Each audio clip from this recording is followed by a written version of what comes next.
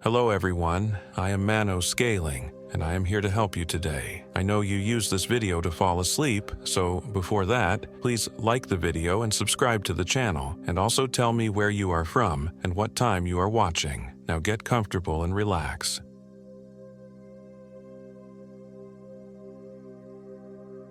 My name is Evan Carlisle, and I was 36 years old when this happened. It was early November 2024, just a few weeks before the first serious snowfall in Pennsylvania.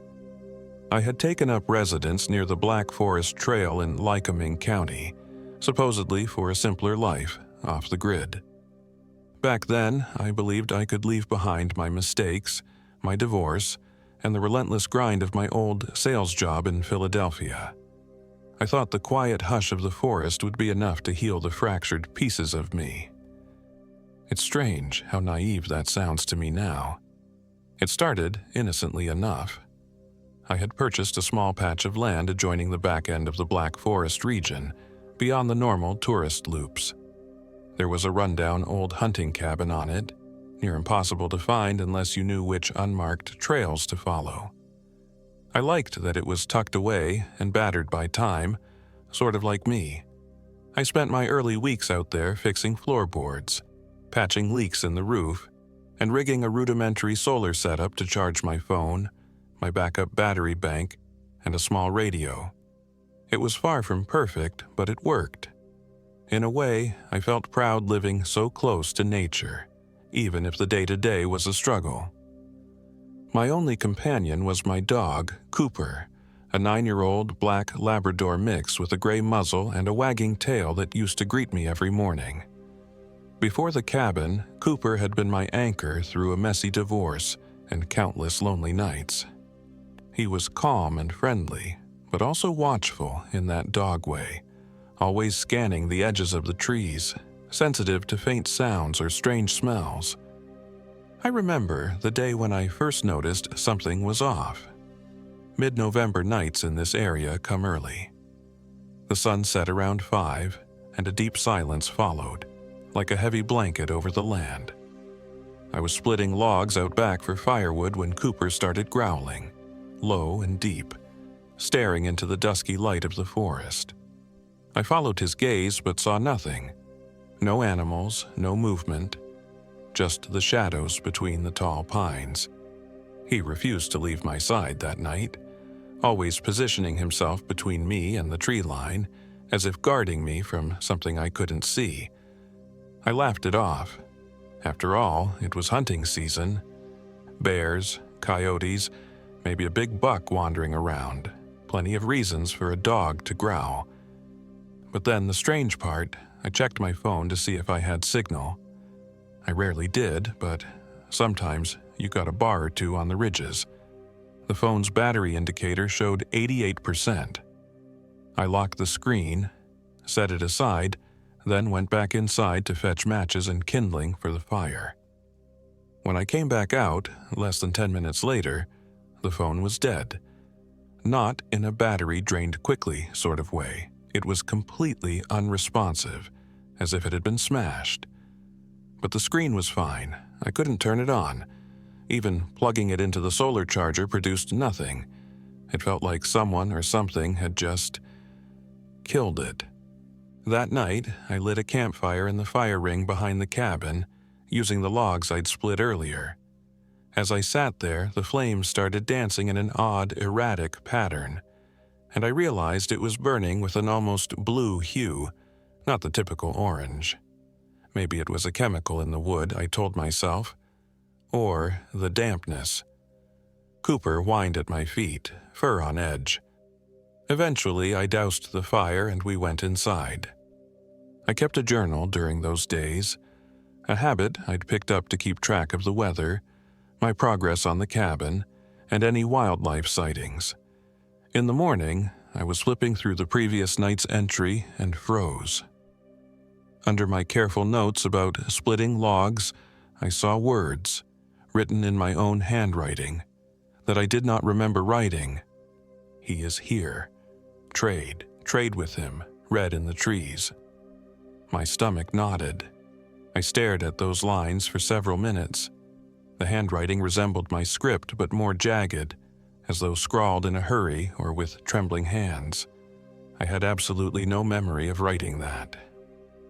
Cooper must have sensed my unease because he sidled up, pressing his body against my leg. We spent the rest of that day in tense silence. I tried not to dwell on it, but the disquiet lingered like a sour taste. A week passed and the strange events multiplied. My GPS device, an older handheld model, began glitching. Sometimes it showed me in the middle of the ocean. Other times it showed me looping back on the same quarter mile, even though I could see the cabin behind me. The old paper map I used to explore the area became useless. Trails that were marked simply weren't there when I hiked, or I would walk a path I knew existed, only to find it missing from the map. It felt as if the world around me was warping, twisting out of alignment with reality. The nightmares started a few days later.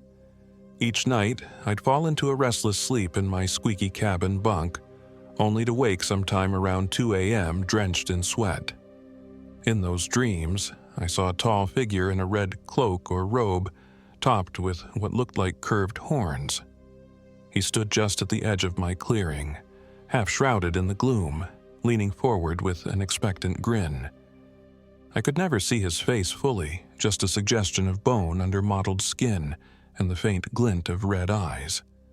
Oddly, I dreamed I was talking with him, but the words we exchanged vanished upon waking. One dawn, I woke to find Cooper missing. I tore open the cabin door, running out in nothing but sweatpants and boots, calling his name until my throat felt raw. No jingle of his collar, no barks, nothing.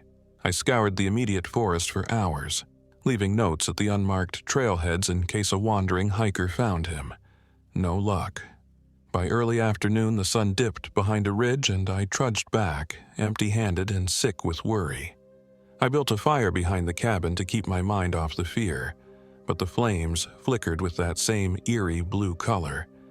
The wood snapped and hissed, throwing sparks that looked almost like dying fireflies. I spent that night half awake on the porch. I'd doze off, then bolt upright when I swore I heard barking in the distance, or footsteps circling around.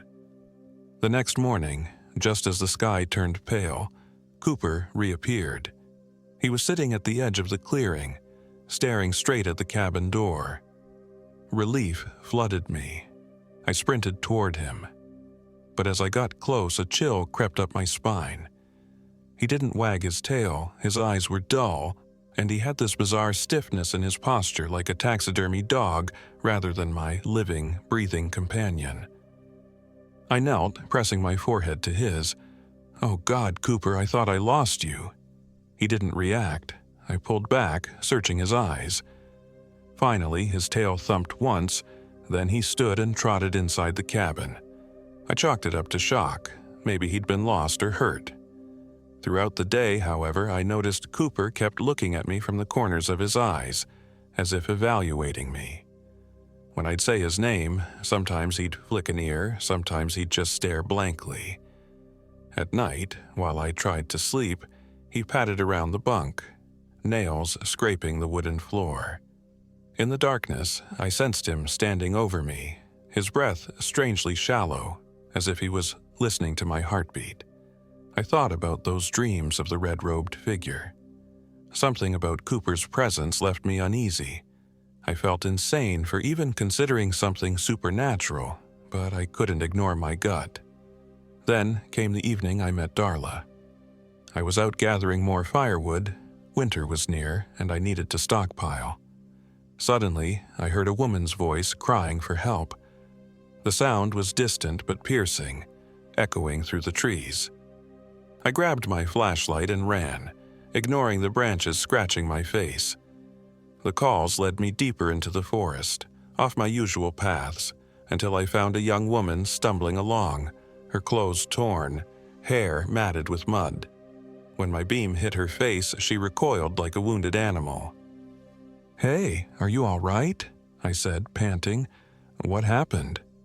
She looked about my age, maybe a bit younger, with haunted eyes that darted at every sound. One of her ankles was swollen, and her arms. Dear God, her arms were covered in carved symbols. They were shallow cuts, some scabbed over, forming strange runes or shapes I had never seen. I'm Darla, she managed, voice trembling. I got separated from my friends. We were hiking. I don't even know how many days it's been. Tears welled in her eyes. They took them. I offered her a spare jacket and helped her limp back to my cabin. She flinched whenever Cooper came near, although Cooper showed no obvious aggression. He simply stared at her, tail motionless. Inside, Darla told a fragmented story. She and her friends had started a multi-day hike on the official Black Forest Trail. They camped near a small stream. One night, they heard chanting in the distance. Strange, guttural sounds. Her friend went to investigate and didn't return. Another friend vanished from his tent. Darla said she remembered running. She spoke about seeing a man in red with horns. Then her memory blurred, replaced by random images. A circle of mushrooms, trees bending in the moonlight, the feeling of being pinned down while someone carved her arms. My scalp prickled listening to her. I had dreamt about a red-robed figure. She had seen him. This can't be coincidence, I muttered. I heated water on my wood stove to clean the cuts on her arms. Up close, I saw that the symbols extended to her neck and shoulders. She insisted she never carved them. Her eyes, while frightened, held a flicker of desperation. At some point in the middle of the night, I must have dozed off in a chair because a sudden movement woke me.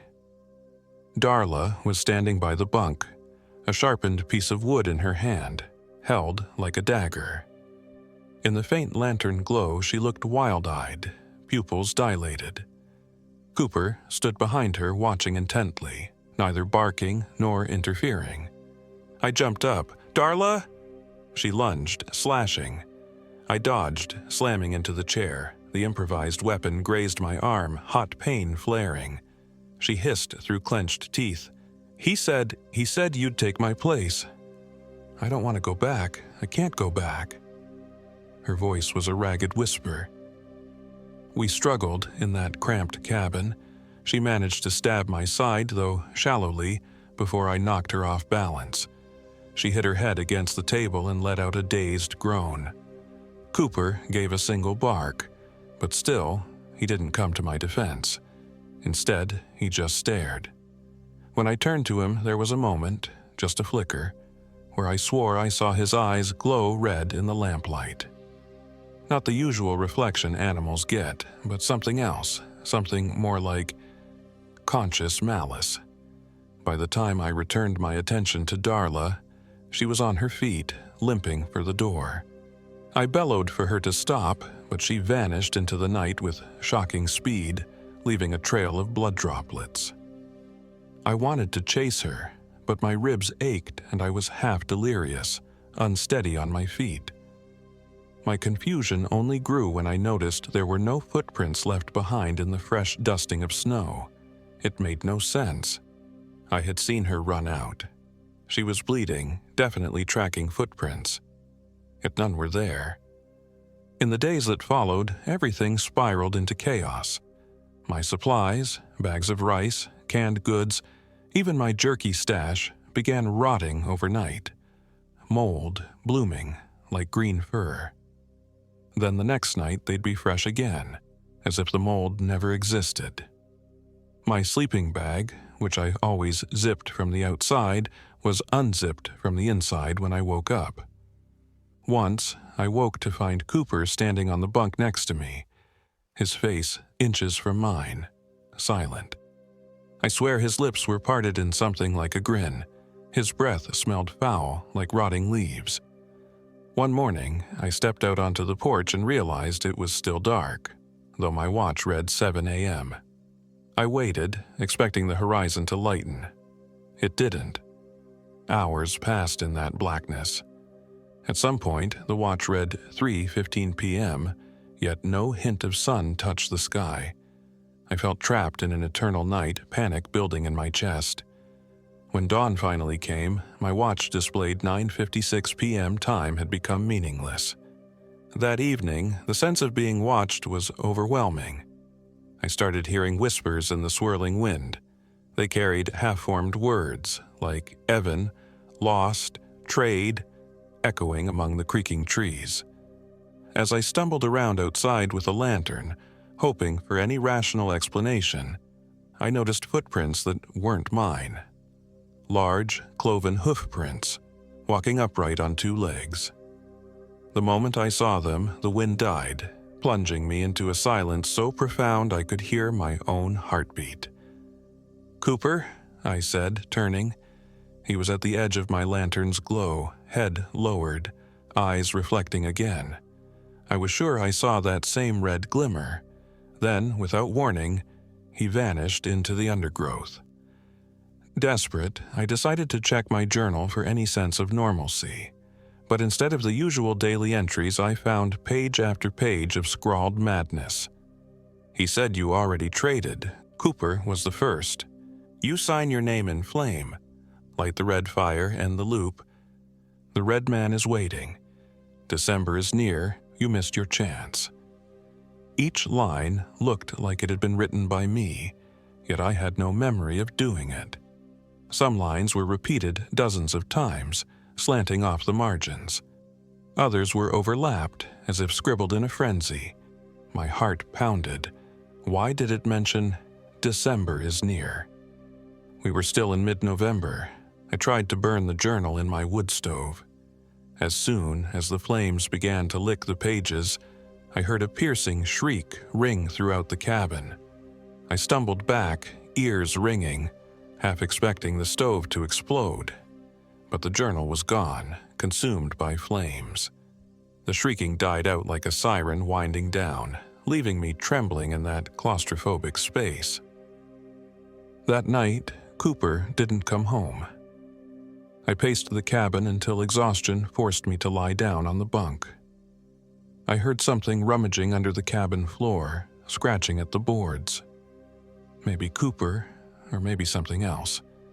Then the boards creaked, and I realized with a sickening jolt it was multiple things crawling beneath me, whispering my name. Their raspy voices joined in unison, forming a slow chanting pattern. It continued until sunrise. The next morning, I left the cabin, telling myself I'd hike out to the main road. Cell service was spotty, but maybe I could find enough of a signal to call for help. It was about a 5-mile walk. I'd done it once before. I loaded a backpack with essentials, my last unspoiled can of soup, a water bottle, my old hunting knife, and set off with determined strides. My plan was to head directly south until I hit the old logging road, but after an hour I found myself back at the cabin door, as if I'd gone in a giant circle. The sun was high in the sky, so I checked my compass. It pointed north in multiple directions, sometimes spinning. My sense of direction felt shattered. In fury, I threw it against a tree, bending the metal. It didn't matter. Every attempt to leave that clearing led me back, panting and more disoriented than before. That night, the first real snowfall began, a swirling storm that rapidly piled inches of snow against the cabin walls. The flakes were enormous, drifting in slow spirals. I used to love snowfall, but this time it felt ominous, a thick blanket trapping me. I made a small fire in the ring behind the cabin, but again it flared that unnatural blue, hissing and spitting sparks. Suddenly, a voice, deep and grating, spoke from behind me. "Hello, Evan." I spun around, heart hammering. There stood a tall figure in a ragged crimson cloak, antler-like horns protruding from his hood. The edges of his robe were shredded, revealing glimpses of unnaturally thin limbs. His eyes were two smoldering pits like coals flickering with malevolent light. My brain screamed at me to run, but my legs refused to move. He waved a claw-like hand at the fire. The flames warped, dancing upward in a funnel shape, turning from blue to white. "I've waited so very long," he said, in a voice that sounded like a glacier cracking. "You signed, I collected. Who are you?" I stammered. He lifted his head, and for a moment, I thought I saw a grin, a horrifying sight of black teeth. "They call me many things.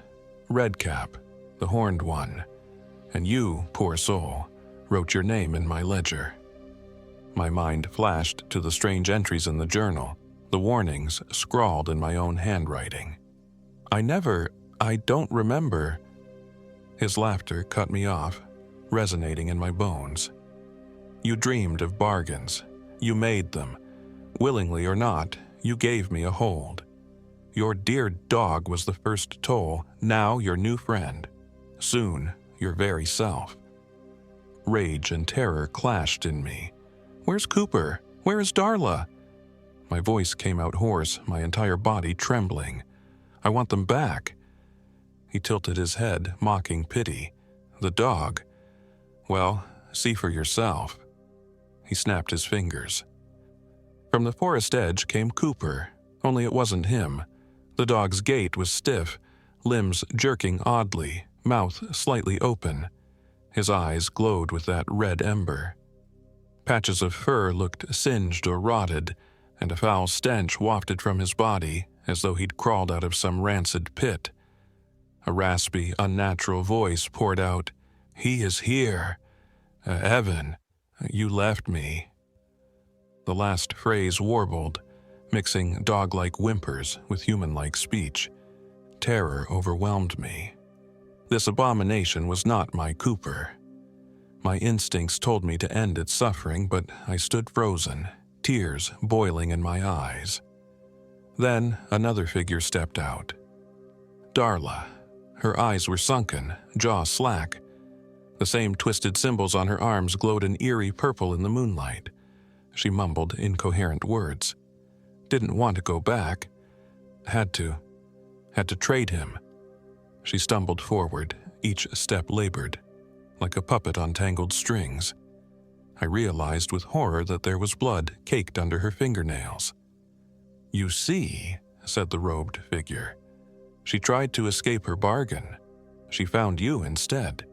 Thought you might take her place, which, in a sense, you did." My mind reeled. I had to fight back, but how? Against what? Desperation lit a spark inside me. I lunged toward the figure, brandishing my hunting knife.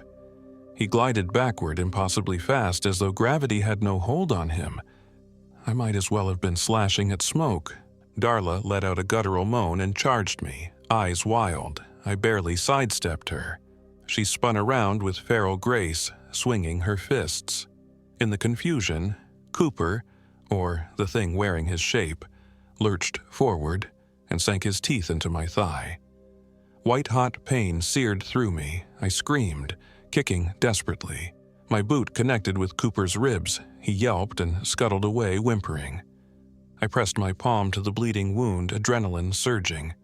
The red-cloaked man only watched with unholy glee, as though savoring my suffering. Then he raised his hand again. I felt a surge of force hurl me backward. I struck the ground, gasping. The wind knocked out of me. The snow soaked my clothes, biting cold mingling with the burning pain in my leg. "You're tethered here," he hissed.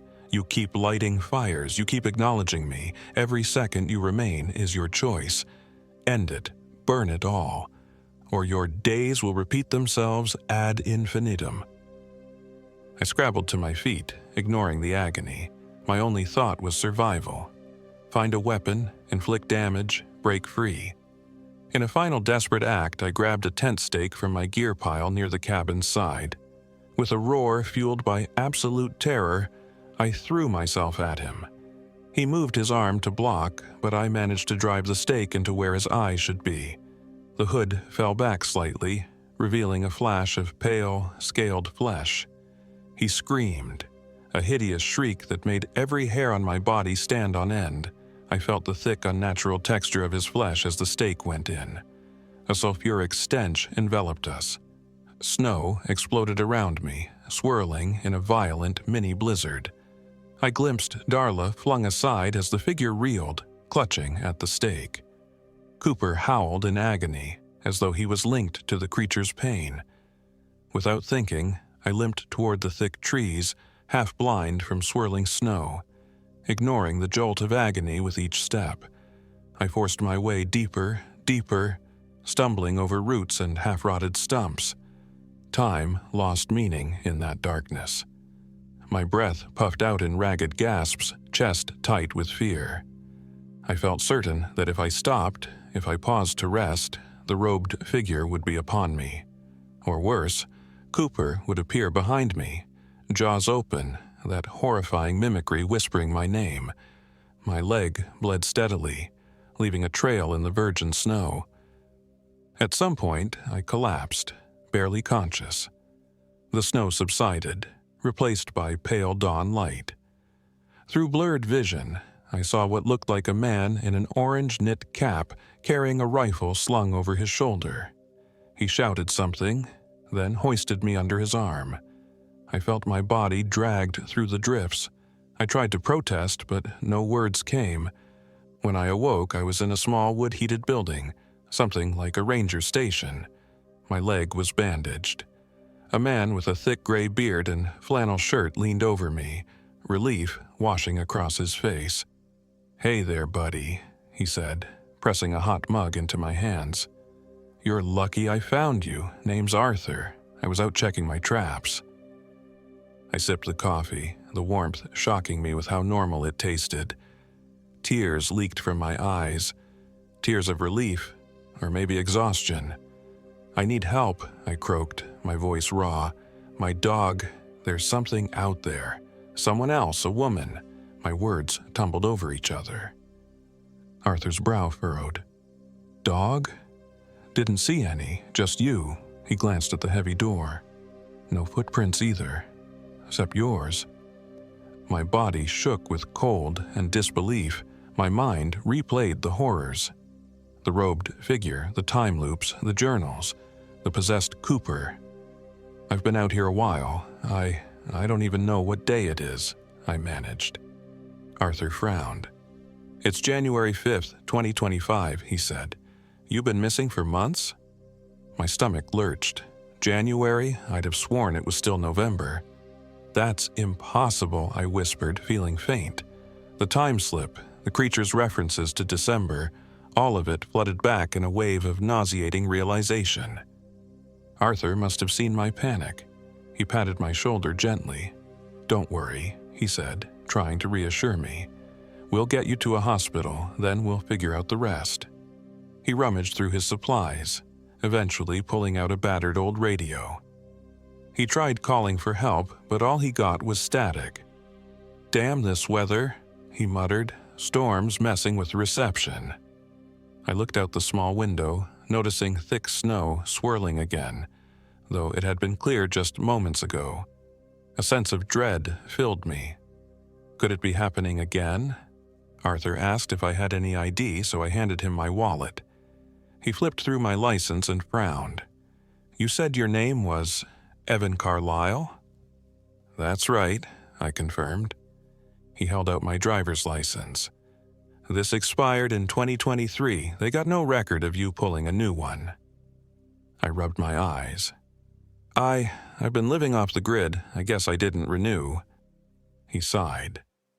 "Well, let's see if I can call the local troopers." He stepped outside, radio in hand, presumably looking for better reception. I sat up, wincing. My leg burned with every movement. That's when I noticed my jacket on a nearby chair, pockets turned inside out. The journal I usually kept was nowhere to be seen. I forced myself to stand, every muscle protesting, and hobbled over to check. Empty. My phone, of course, had died for good 2 weeks ago, but I'd hoped maybe it'd reappear inexplicably like everything else. No luck. I found only a folded piece of notepaper. On it was a single line, in the same crazy scrawl as before. "We are not done." The station door burst open. Arthur hurried in, eyes wide. Hate to say it, but that storm's picked up. Visibility's near zero. Might have to wait it out. He handed me a thermos. My hands trembled. Maybe I was in shock, or maybe part of me realized that waiting it out might be exactly what this presence wanted. I gingerly peeled back the bandage on my leg. There was a row of punctures from Cooper's teeth, already scabbed but raw. The weird part was that some of the scabs looked older than a day or two. More like weeks. As if my body had jumped ahead in the healing process. None of it made sense. Arthur must have seen the confusion on my face because he said quietly, "Look, son, I've seen some weird stuff in these woods. You'll be safe here." He placed a comforting hand on my shoulder. I wanted to believe him, but my eyes drifted to the window. Through the swirling snow in the distant tree line, I swore I saw a flicker of red. For a heartbeat, I thought I glimpsed the shape of a tall figure leaning against a tree as if waiting, horns outlined by the storm. Then a gust of wind obscured it. I stared too long. Arthur followed my gaze but saw nothing. He murmured, "You've been through a lot, kid. Rest up." I sank back onto the cot, exhaustion hitting me in waves. My eyelids fluttered. Maybe if I just slept, I'd wake up in a normal time, a normal place. I closed my eyes, letting the warmth of the station's wood stove lull me. But before sleep claimed me, I heard a soft scraping on the door, like claws raking across the wood. Fear coiled in my belly. Arthur cocked his head. What was that? My lips parted, but I couldn't form words. I had a terrible suspicion that Cooper was out there, or the twisted version of him trying to get in. Arthur shrugged it off as tree branches. He couldn't see the raw terror in my eyes. When I next opened my eyes, the window revealed a pitch-black sky. My watch read 2 a.m. The entire station was silent. Arthur was dozing upright in a chair, rifle leaned against the wall. The storm had quieted. In that hush, I heard faint footsteps around the station's perimeter. A slow, deliberate circle. Then a low whistle, like someone calling a dog. My heart thundered in my chest. The footsteps paused near the window. I fought the urge to scream. Then the footsteps moved on. Before I could wake Arthur, I heard a whisper at the door. "Evan, come outside." The voice was so familiar it made me want to weep. "Evan, it's me, Cooper." The handle rattled.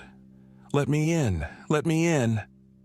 The voice quivered with an almost childlike plea. I swallowed a cry and backed away, inching toward the rifle. This was not the real Cooper. The real Cooper had died somewhere in that forest, or was lost to that monstrous presence. The handle stopped rattling. A silence followed that was even worse than the whisper. My mind conjured images of the red-robed figure, or Darla's possessed body creeping through the darkness with the dog's voice. I waited for the door to burst in, adrenaline surging. But nothing happened. That might have been more terrifying than any direct attack. Eventually, I shook Arthur awake. I was borderline hysterical, telling him someone, or something, was outside. He blinked away sleep and insisted we were safe. "Snow's too high for anyone to be out there now," he said. He was about to argue further when a deep thud shook the walls, as if something massive had slammed against the station's side. Arthur jumped, grabbing his rifle. "Stay behind me," he whispered. We carefully unbolted the door and peered out into the swirl of drifting snow.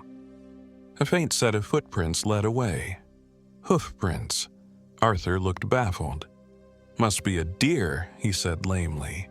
I didn't have the energy to explain. There was no deer on Earth that walked upright and hammered on doors. Nonetheless, he and I stepped outside together, flashlights piercing the darkness, scanning for any shape. We only made it a dozen yards from the building before Arthur cursed under his breath. "Christ," he muttered, crouching down. My flashlight revealed a small tuft of black fur stained with dried blood. I swallowed hard. It was Cooper's fur. I recognized it immediately. Arthur glanced up at me. "What the hell is going on?" he asked, voice trembling in a way that confirmed he no longer believed this was just a normal day in the woods. My mind whirled. If Cooper had been here, if that twisted version of him had left this behind, did that mean it was hunting me still? I pictured him with that stiff gait, the glow in his eyes. The robed figure's words echoed in my head. "You keep acknowledging me. Every second you remain is your choice." We scrambled back inside, barricading the door with a heavy bench. Arthur insisted we hole up until daybreak, then attempt to drive his truck out if the roads were passable. I paced the floor, knee throbbing, heart pounding. Sleep was impossible. Every so often, the radio would hiss static, as though a voice tried to break through. We'd freeze, listening, but no discernible words emerged, just white noise. Eventually, the blackness outside transitioned into a weak gray. I had no idea if it was truly dawn or just a break in the storm. Arthur peered out a window, exhaling in relief. "Let's move," he said. We grabbed a few supplies, my coat and his rifle. I found my pocket knife in my jacket's interior pocket. Some small comfort.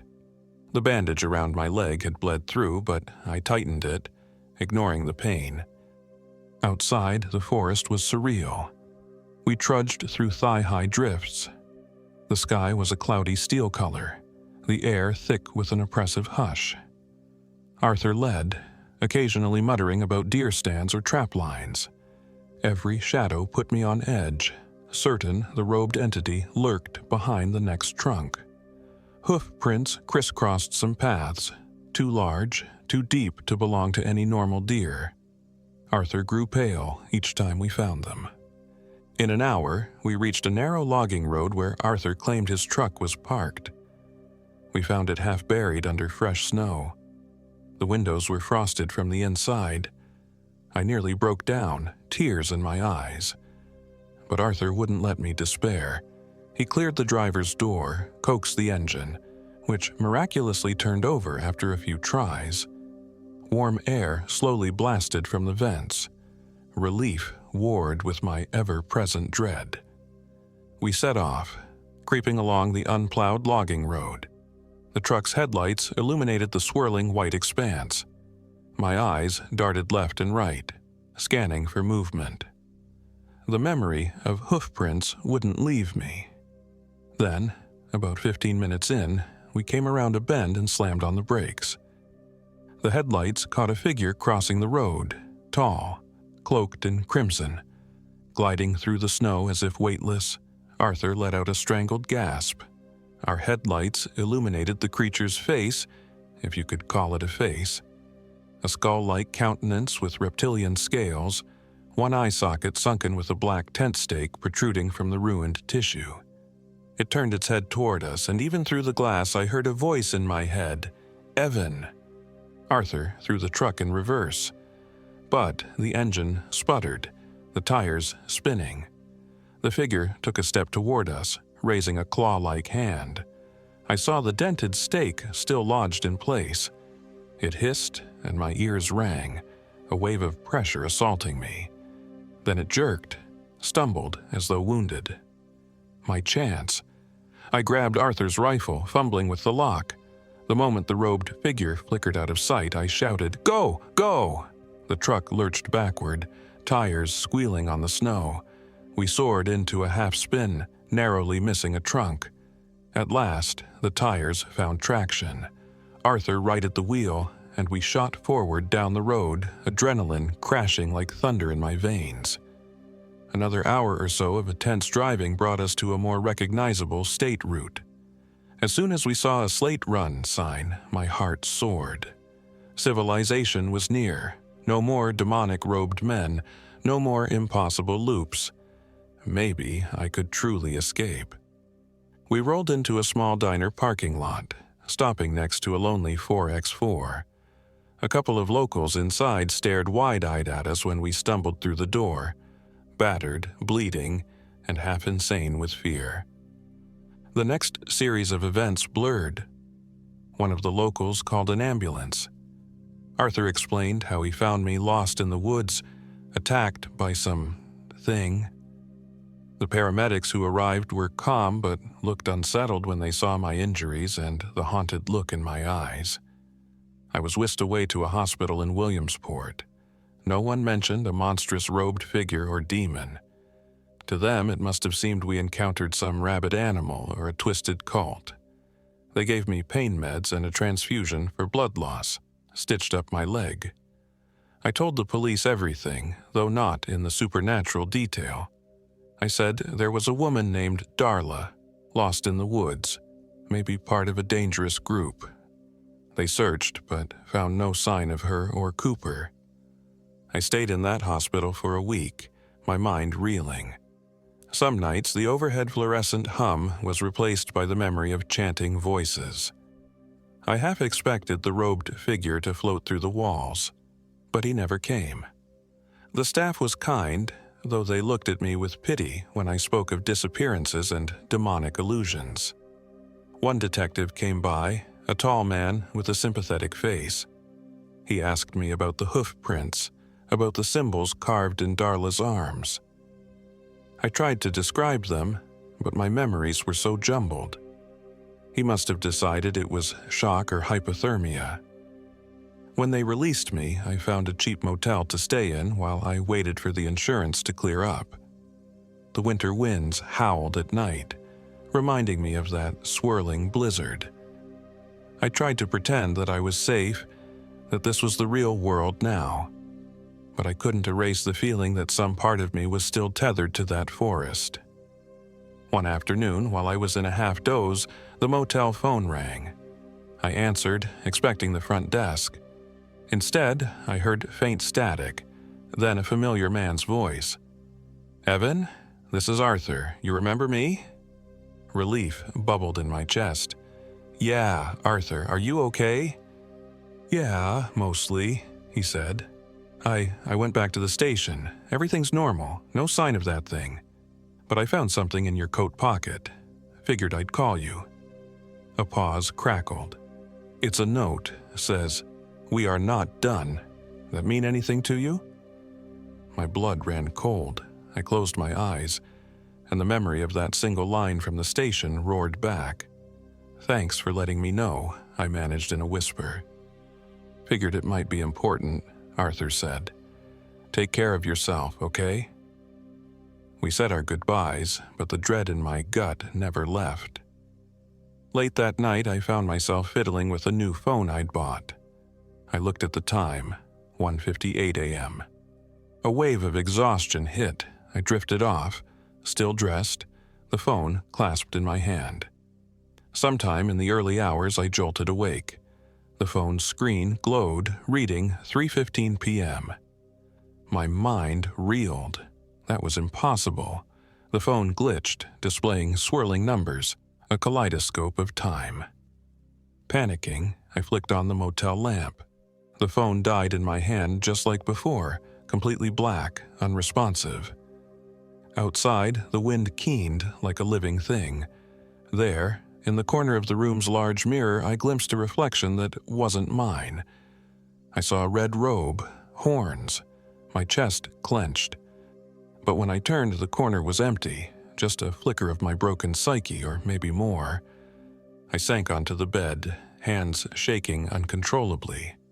I whispered, "No, not here. You can't be here," but deep down, I knew I had never truly escaped. That presence, that thing, had staked a claim on me somehow. The forest was just the arena for our first confrontation. In the weeks since, I've tried to rebuild. My leg scars are healing, fast, suspiciously fast. My phone still won't power on, no matter how many times I replace the battery. My sense of time is constantly shifting. Some mornings, I wake up thinking it's December 2024. Other nights, I'm convinced it's March 2025. The official records say I vanished in September and reappeared in January, but I know it was only a matter of weeks in my mind. The worst part? Sometimes, out of the corner of my eye, I see a flash of black fur, a shape that could be Cooper. I think I hear him whining down the motel hallway or sometimes scratching at my door in the middle of the night. I've started sleeping with the lights on, but the lamp bulbs flicker, threatening to plunge me into darkness. I dread the day the robed figure or possessed dog steps out of the shadows again. People ask me if I'll ever go back for my cabin, or my belongings, or to search for closure. But I feel it in my bones. There is no closure. The final confrontation only earned me a temporary reprieve. I can still taste the forest's tang in my nightmares, still smell the sulfuric stench of that demon's wound. The memory of Darla's carved arms and Cooper's possessed stare sits like a lead weight in my chest. I keep a single loaded revolver on the nightstand now, purchased from a local gun shop. I'm not sure it'll do any good against a being that can warp time and mold the forest to its will, but the steel in my hand brings a fleeting sense of power, maybe enough to stave off total despair. Every so often, I thumb through the local news, half expecting to see a headline about a missing hiker or a strange red-robed figure spotted in the pines. It never appears. That begs the question, has he truly let me be? Or does he simply prefer that I stew in fear, always looking over my shoulder? It's late February now, at least according to the motel calendar. I hardly trust calendars anymore. The nights are long, the storms frequent. Yet, in the hush of snowfall, I sometimes hear a voice carried by the wind, echoing the same cryptic words. You wrote your name in flame. We are not done. I suspect the demon, or devil, or whatever he is, might be biding his time, letting me think I've found sanctuary. But I know in my heart that this is just the calm before another storm. The memory of how easily time bent to his will haunts me. What's to stop him from beckoning me back into that twisted realm of looping days, possessed friends, and rotting supplies? Maybe next time I won't manage to escape. Maybe next time I'll do exactly what Darla tried, offer someone else as the trade. But for now, I write my story in a new journal, scribbling each detail so I never forget, or so I can remember, in case I lose myself again. I'm not sure if sharing will help or if it just spreads the horror. All I know is I can't go on pretending everything is normal. My name is Evan Carlisle, and this is what happened to me in the Black Forest of Pennsylvania. Believe me or not, it's the truth. I signed, and it cost me. I got out, but not intact. The final scar is not the wound in my leg or the nightmares in my sleep. It's the knowledge that I can never truly be free. Something in that forest claimed a piece of me.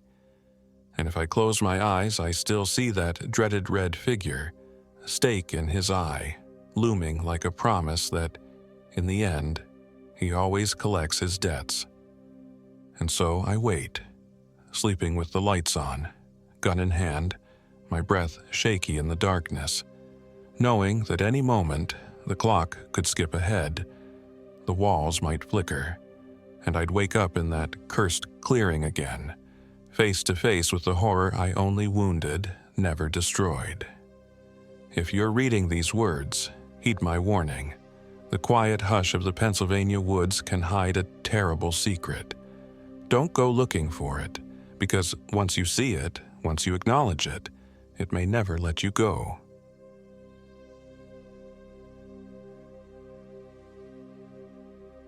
My name is Ryan Blake, I'm 33, and this happened in October of 2023.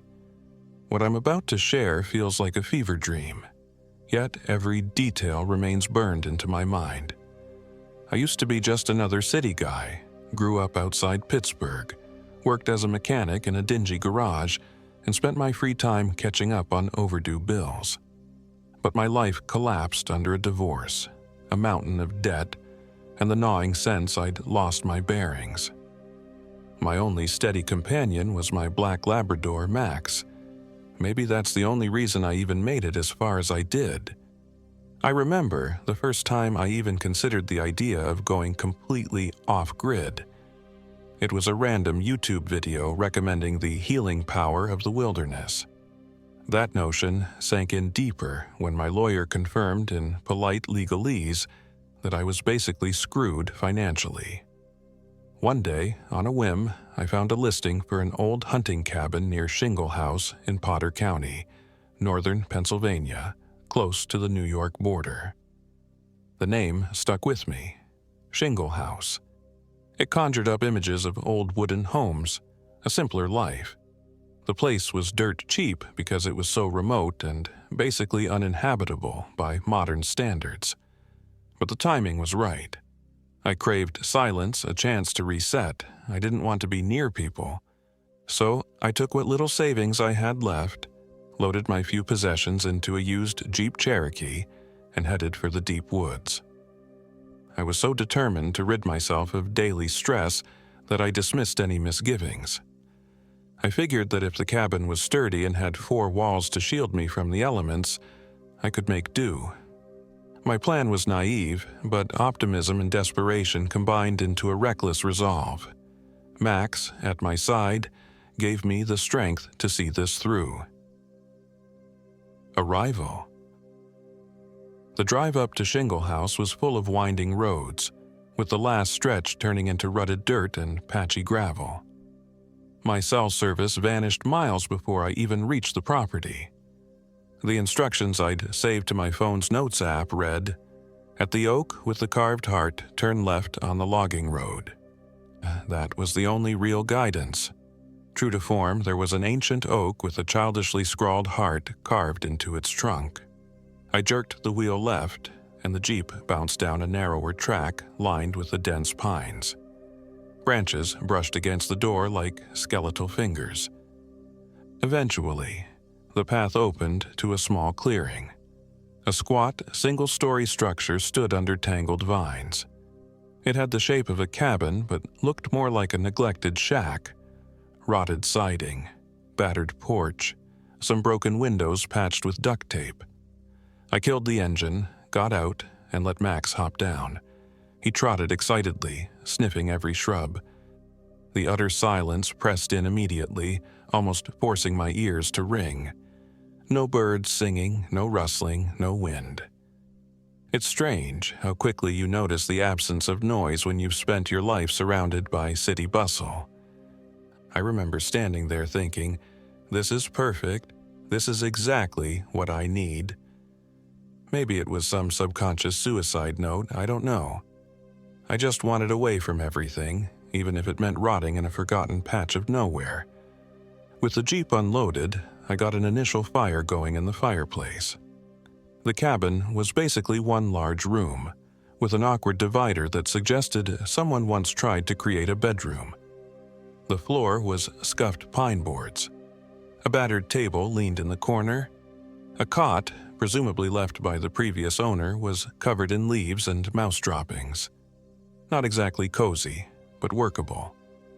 Max curled up near the fire, content. I checked my phone. No signal. The battery read half-charged. That night, exhausted, I fell asleep on top of a thick sleeping bag, telling myself that tomorrow I'd tidy up, go gather more supplies, and truly settle in. The first sign. I woke to Max's low, menacing growl.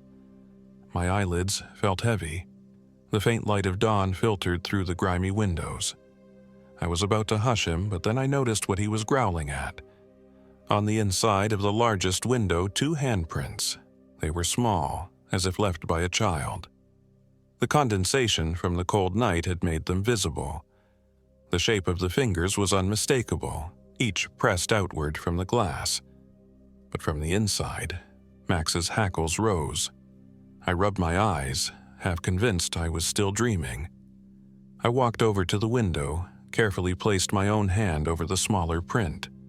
It was significantly tinier, and the fingers were so long, yet the presence was ephemeral. My hand wiped away the condensation print. I scanned the cabin's interior. No place for a child to hide other than the bedroom partition. I flung it open. Dust spiraled in the early morning sun, but nobody was there. I tried to breathe, telling myself maybe I'd pressed my own sweaty palm against the glass in my sleep, but they looked so distinct, so intentional. I made a pot of instant coffee, trying to shrug off the weirdness. Max kept sniffing at the window, occasionally letting out a short, anxious bark. I'll admit, the uneasy pit in my stomach stayed with me. Supplies and strange rot. To clear my head and orient myself, I decided to gather firewood and do a quick inventory of what I'd brought. Tins of chili, canned vegetables, freeze-dried packets, some bottled water, a spare phone battery, a cheap solar charger, matches, etc. I needed a better sense of just how long I could last out here if I wanted to truly avoid heading into town for a while. Everything looked normal until I opened a large sealed tub where I kept some of my food. The first can of chili I'd grabbed had a ring of dark rust around the top. That wasn't so odd. Maybe it had gotten damp in transit. But the second can, and then the third, were visibly bulging, like something inside had corroded them. These were new cans, purchased a week ago in Pittsburgh. I popped one open against my better judgment and nearly vomited. The stink of rancid, spoiled meat assaulted my nostrils. The chili was blackish green, crawling with mold. I tossed the can outside, gagging. Max whimpered and snorted at the stench. He usually had a strong stomach for garbage, but even he stepped back. I sat there in shock because, logically, sealed cans shouldn't spoil that fast. Could it have been a manufacturing defect? I got uneasy. That was half my food supply ruined. The freeze-dried stuff was still intact, so I told myself it was no big deal. We'll manage. Let's not blow this out of proportion. But it felt like an omen. The knock and the night. My second night in the cabin, I was asleep by 10. Max curled up by the fireplace, which was more embers than flames. I dozed off to the faint crackle of burning wood. Sometime later, a distinct knock-knock jolted me awake. My eyes snapped open, heart hammering. I strained my ears, telling myself I must have dreamed it. Then it happened again, knock, knock, knock, from the wall by the window. Max was upright instantly, lips curled back in a silent snarl. The knocking then moved to the north side of the cabin. 3 crisp taps. Next, to the far wall, behind me. It circled us as if someone was walking the perimeter, rapping on the wood in a slow, deliberate pattern. I picked up the flashlight. Shaky, I rummaged for my hunting knife. "Who's there?" I called, trying not to sound like I was about to piss myself. Silence. Another set of knocks, but farther this time, maybe by a tree. It dawned on me that if some person was messing with me, I'd have heard them shuffle through the leaves or break a stick or something. The sound was so precise, moving like a disembodied presence. Max barked in the direction of the final set of taps, then growled deep in his chest. I stormed outside, half furious, half terrified. The flashlight cut long shadows between the trees. No footprints, no movement. The only sound was my own ragged breathing. Just a lonely loon, I thought with forced skepticism, except I knew loons didn't knock in a circle around cabins. I didn't sleep well after that. Every time I started drifting off, I heard small scuttling noises or saw the faint shadow of a shape at the window. But I never confirmed anything. In the morning, my phone battery was inexplicably drained to 0, even though I'd left it off to preserve power. My solar charger didn't seem to work either, as if the device had short-circuited overnight. The map and GPS. On the third day, determined to prove I wasn't going insane, I decided to do a thorough exploration of the surrounding area, mark it out on my printed topographic map, and match that to my GPS coordinates. Because we had no cell reception, I relied on a handheld Garmin GPS unit. I wanted to see if I could find any signs of neighbors or other remote campsites. Maybe some local creep was messing with me, or maybe there was a teen messing around. I told myself a rational explanation had to exist. Max trotted beside me as I hiked, barking at squirrels. After an hour of walking, I found a shallow stream with fresh footprints in the mud. Boot prints. I felt a jolt of relief. If someone else was out here, maybe I could talk to them, see if they'd experienced anything strange. But the footprints led across the stream and vanished. The other side was a mossy rock that wouldn't hold a print. I consulted my map to figure out where exactly I was. By my calculation, the stream should have been about half a mile north of the cabin, just off an old logging route. But my GPS insisted I was a full mile south. I tried to sync it, turned it off and on, but it displayed impossible coordinates. The compass arrow spun in slow circles, like it couldn't get a proper fix. I changed the batteries, no difference. At some point, I realized my watch was showing 2:15 p.m., but the sun's position suggested it was closer to noon. Even if my sense of direction was off, the angle of the sun told me I was losing about 2 hours. I tried not to panic. Maybe the watch battery is dying, but it was brand new. Max looked as confused as I felt. We eventually hiked back, following the stream to an old fire break that led me to the logging road. By the time we reached the cabin, my watch read 6:47 p.m. The sky was still bright enough for it to be mid-afternoon. Yet it dimmed almost unnaturally a few minutes later, like flipping a switch from day to twilight. Wet footprints and a child's voice. That evening, I lit a small campfire in the old stone ring out front. I needed to keep the cabin from smelling like smoke.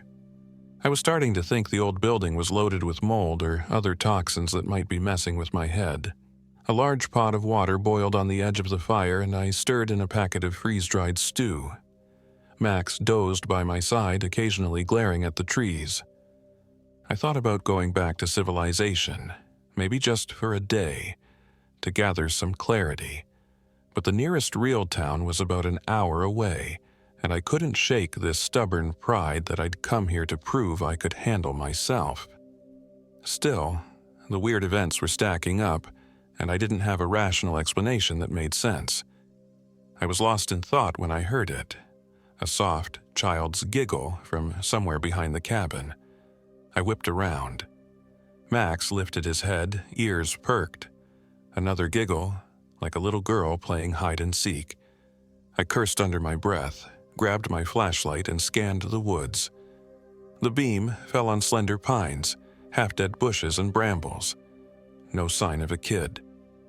With my heart racing, I circled the cabin. It was almost pitch black, the sky starless. My flashlight caught something near the door, wet footprints. They looked like the footprints of a small, barefoot child, leading inside. Each print was glistening, as if freshly made. But the shape was off. The toes were too elongated, the arch too narrow. They trailed across the threshold. I braced myself and entered. The cabin was dark, lit only by the embers in the fireplace. The footprints continued across the floor, around the worn rug, and stopped near the window. There, they vanished, as if whoever, or whatever, had made them simply dissolved. That night, I barely slept. I kept the lantern on, knife in hand, listening for any sounds. Max, usually calm, was restless, letting out low whines. Once, I caught him staring at the window with hackles raised, silent. But nothing else happened. The footprints dried, leaving faint smudges that soon became impossible to distinguish from general grime. Fire that burns wrong. On the fourth day, I woke up freezing because my sleeping bag had come unzipped at some point. More disturbingly, it was unzipped from the inside, which I couldn't explain. Max was at the door pacing. I noticed the logs in the fireplace were unburnt, even though I'd left them smoldering the night before. It was as if time had reversed the fire or prevented it from catching. Trying to push past the confusion, I grabbed my lighter and tried to ignite the kindling again. It took, but the flames burned an odd, bluish hue and died quickly. The second attempt failed altogether. The logs seemed damp, though I stored them inside for days. All around me, it felt like the cabin itself was rejecting the normal rules of the world. I decided enough. I needed to check the Jeep, see if I could drive out and replenish supplies, maybe get a different perspective. The moment I opened the cabin door, I saw that my Jeep's tires were sunk into thick mud. That alone was weird because the ground around the clearing had been relatively dry. The Jeep itself had a layer of grime as if it had been sitting there for months, not just 4 days. Everything reeked of rot. The leaves on the ground were blackened, soggy, though I didn't recall any recent rainfall. Max sprinted ahead, barking furiously. I followed him around the side of the Jeep and found him sniffing at the remains of a can of chili, one of the bulging ones I'd tossed out earlier. It was crawling with maggots, decomposed beyond anything normal in such a short time frame. Holding my breath, I closed the Jeep's back hatch, which I'd apparently left open. But the strangest part was that none of my footprints from the day before remained. It was as if the environment had rearranged itself. Max vanishes. Around midday, I tried to calm down by chopping some firewood. I hammered away at the logs with an axe, the physical labor a desperate attempt to anchor myself. Max watched from a small ridge behind the cabin, occasionally wagging his tail at random sounds. But when I paused for a drink of water and looked up, he was gone.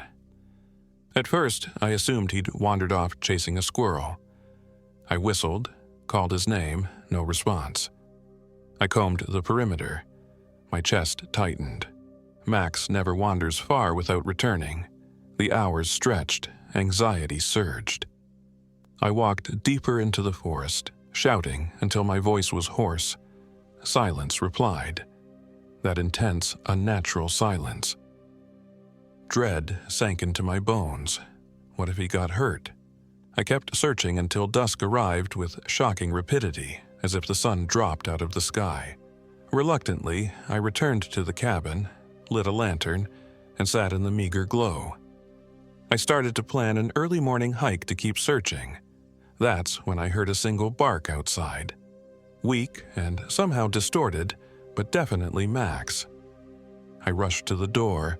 The light spilled onto the porch, illuminating a shape in the gloom. My dog stood there, tail wagging stiffly. Relief flooded me. I called his name and snapped my fingers, beckoning him inside. He padded toward me, but the way he moved struck me as off. He walked too carefully, as though mimicking the motions of a dog, head bobbing at odd angles. Then I noticed his fur around the muzzle was completely dry. Not a leaf or burr stuck to him, even though he'd been missing for hours in thick woodland. He also didn't bark or whine a second time. He just stared with unblinking eyes. My heart pounded as I knelt to examine him. I expected him to lick my hand or do the normal Max things. Instead, he remained rigid, tail continuing a robotic wag. My stomach turned. "Hey, buddy, you okay?" I whispered. I stroked his back. The fur felt cold, almost clammy. He jerked away at my touch, then trotted silently into the cabin and lay down by the extinguished fireplace.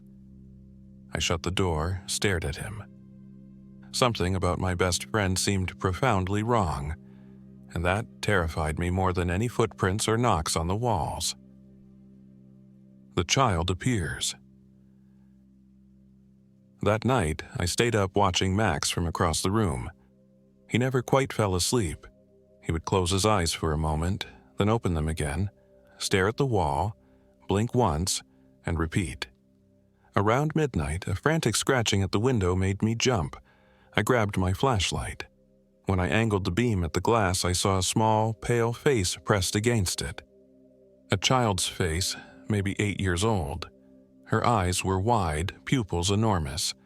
Her hair looked black and stringy, stuck to her cheeks. The glass fogged around her mouth. I felt my throat constrict.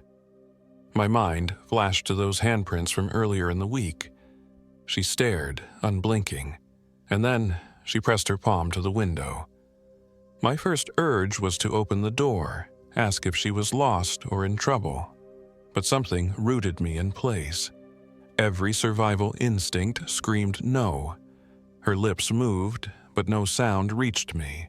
She pointed at Max, or maybe at me, her finger trembling. A weird, static-like hiss seemed to fill the cabin, though I couldn't pinpoint its source. Max lifted his head, stared back at her. For a split second, I swore his eyes glowed faintly red.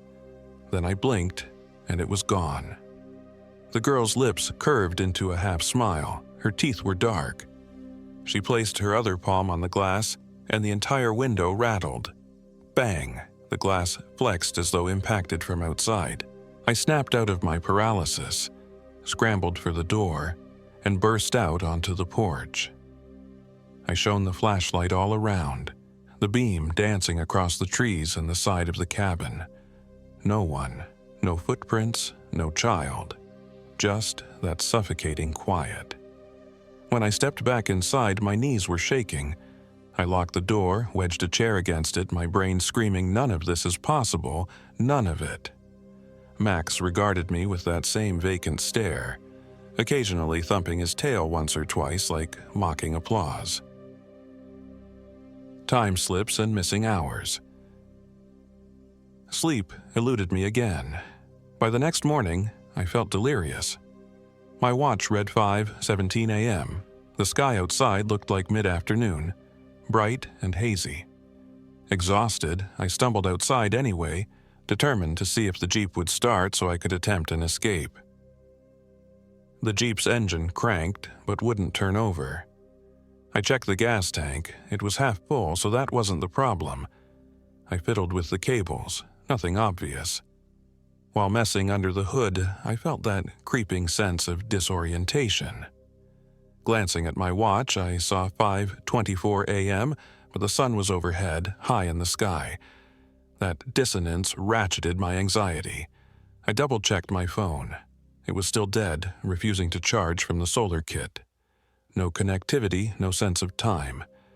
I was stuck in a bubble that mocked logic. Max had wandered to the edge of the clearing again, standing stiffly as before.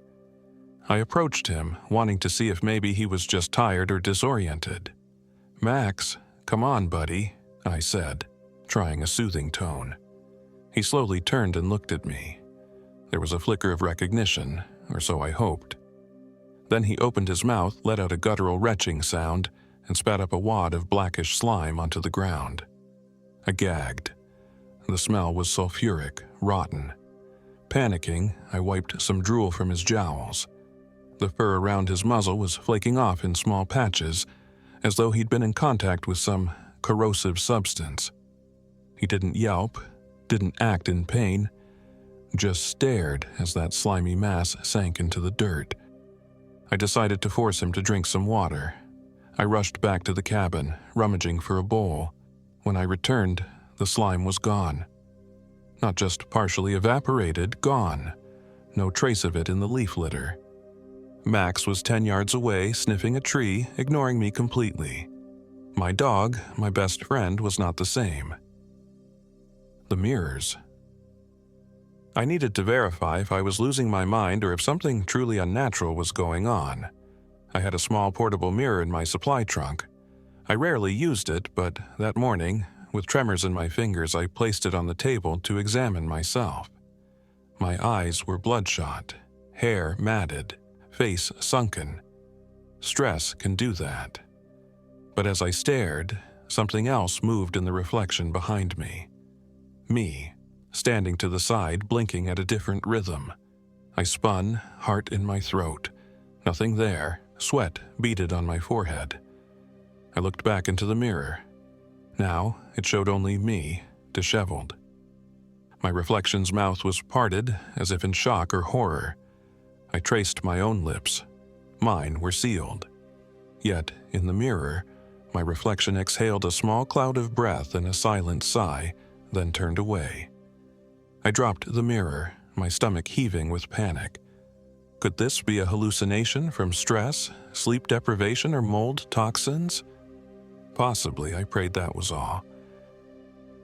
The confrontation with the child. That afternoon, if you could call it afternoon, given my watch read 2:00 a.m., I resolved to find something in the woods. A neighbor, a ranger station, a road out. Anything. I stuffed a backpack with the freeze-dried rations that weren't spoiled, a canteen, my knife, and a flashlight. I called for Max. He followed, albeit in that unsettling, mechanical manner. We trudged deeper along a faint animal trail, paralleling the stream I'd located earlier. After half a mile, the trail veered into thick brush. I heard a soft giggle. My pulse skyrocketed. I scanned the undergrowth. A flash of white fabric or pale skin darted behind a tree. Swallowing my fear, I crept forward, brandishing the knife. As I rounded the tree, I saw her, the same small girl from the window, crouched among the roots, hair draped over her face. Her shoulders quivered with muffled laughter. The bark beneath her feet was wet and blackened. Max let out a low, tortured growl. She tilted her head, parted her hair. Her eyes had no whites, only dark, dilated pupils. She hissed a word that might have been my name. I stepped back, raising my knife. "Are you hurt? Do you need help?" I whispered, adrenaline pounding in my ears. She stood, impossibly tall for a child, or maybe her limbs were just elongated. Her ragged dress dripped with brackish water. Without warning, she lunged toward Max, spindly arms outstretched. He snapped at her. For a fraction of a second, her face contorted with rage. Then she vanished into thin air. The only evidence of her presence was the swirl of dead leaves in her wake. Max whined, pawing at the spot where the child disappeared. His paw pads left bloody imprints on the soil, as if the ground were lacerating him. I yanked him back, my heart thundering. All illusions of a rational explanation evaporated. I was up against something that defied everything I knew. Betrayal by a familiar face. We kept going, all the while searching for any sign of a road. The area felt like a labyrinth. Trees began to look the same. My sense of direction faltered. The compass on the GPS was worthless. After what I guessed was 2 more hours, the path opened into a small clearing. There stood a structure that looked exactly like my cabin, but from the other side. The same chipped porch, same broken window. Except, I knew we'd walked in the opposite direction from where my real cabin was. I cursed, walked up to the building. It had the same battered chairs on the porch. Inside, the layout was eerily identical, right down to the table where I'd set my mirror. But there was no sign of my gear or personal belongings. It was like a copy of the cabin, brand new to me, yet worn by decades of time. I heard scuffling in the back room. Hoping to find answers, I stepped cautiously through the threshold. The smell of damp rot enveloped me. Max kept close, a trembling tension in his body. Rounding the corner, I saw a figure leaning over an old trunk. The figure stood up and faced me. It was me, Ryan Blake. He wore the same clothes I'd had on yesterday, but filthy, tattered. My own face stared back with an unsettling calm. "Finally," he said. "I've been waiting for you." I can't explain the spike of horror that shot through me. My knees almost gave out. The double, my doppelganger, smiled, with lips that split slightly at the corners, as if the skin had grown too tight. When he spoke again, his voice layered with a faint, childlike whisper. You've been calling yourself free, but you came here to be alone with your regrets. You're perfect. Now let me in." Max snarled. The doppelganger's eyes flickered with that same red glow I thought I'd seen in Max. Something behind those eyes was older than either of us. I stepped back, brandishing the knife, my mouth dry. The imposter advanced with an unnatural gait, arms out in a gesture of invitation. "Stop," I croaked, not sure if I was talking to him or to whatever controlled him. My heart hammered. I felt my grip on reality slipping. He kept coming, and I slashed with my knife. It connected, slicing through cloth and flesh. A thick, tar-like fluid spurted out. The doppelganger hissed, but didn't fall or show pain. Instead, he reached out a hand, grabbing me by the wrist with an iron grip, cold and unyielding. Max lunged, teeth sinking into the imposter's thigh. The doppelganger let out a horrifying moan, turned on Max, and launched him across the room with supernatural strength. My dog yelped, thudding against the wall. Rage overcame my fear. I rammed the knife into the doppelganger's side again and again, shouting incoherently. The tar-like substance spilled onto the wooden floor. He collapsed to his knees, a grin still etched on his face. "Thank you," he whispered. "Now the door is open." Before I could stab him again, he crumpled into a puddle of black slime, clothes disintegrating. Within seconds, there was nothing left but a foul stench. I panted, trying not to vomit. Max whimpered, limping, returned to the real cabin. Somehow, after that confrontation, I found myself back outside. The forest around me was darker. Though the watch on my wrist said 11:42 a.m., I had no sense of how many hours had passed. Max was hurt, walking with a limp. We both needed shelter, medical supplies, anything. Whether it was chance or some twisted act of the present stalking us, I stumbled back into the original clearing. My real cabin, or what passed for real, stood there, the porch sagging as I'd left it. I rushed in, ignoring my terror. I needed the first aid kit, needed to treat Max. He let me bandage his paw, which was bleeding from cuts I couldn't identify. At least he was letting me near him again. That glimmer of normalcy gave me hope, but then I sensed movement in the corner. The child was inside the cabin, crouched near the fireplace. She turned her head, watery eyes fixed on us. I froze. Max growled softly, but didn't attack. She stood, impossibly tall once again, arms so long they nearly brushed the floor. Her mouth twisted into a grin of needle-like teeth. The corners of her lips bled from the stretch. She took a single step toward me, then paused, as if uncertain. I realized, with a jolt of clarity, that she was the source of the illusions, or maybe the illusions were part of her. Like a demon feeding on sorrow. In a flash, she lunged. I stumbled backward. My back hit the wall, sending the first aid kit clattering. She seized Max by the scruff of his neck and yanked him close, revealing surprising strength in her gaunt frame. Max yelped. She placed her other hand on his chest, black fingertips sinking into his fur, as though she could plunge them straight into his body. Something in me snapped. I grabbed the largest weapon I had at hand, a metal fireplace poker. I swung it at the child's back with all my strength, expecting a sickening impact. Instead, I struck something dense yet pliant. She shrieked, a shrill noise that seemed to reverberate inside my skull. Max fell free, whimpering, while the child spun on me, eyes blazing. Our gazes locked. An intense wave of sorrow and guilt rushed over me, memories of my ex-wife, my failures, everything I tried to leave behind. I collapsed to my knees under the weight of it, tears streaming. "I'm sorry," I rasped, though I didn't know for what. She advanced, raising a clawed hand, ready to tear me apart. Then Max barked, a fierce, defiant bark that echoed in the enclosed space. The child whipped around. In that half-second, I swung the poker again, connecting with her skull. She screeched. Tar-like fluid splattered. She stumbled, black ooze dripping from her mouth. I didn't wait for her to recover. I kept swinging, driving her toward the fireplace. She crumpled, limbs contorting at wrong angles.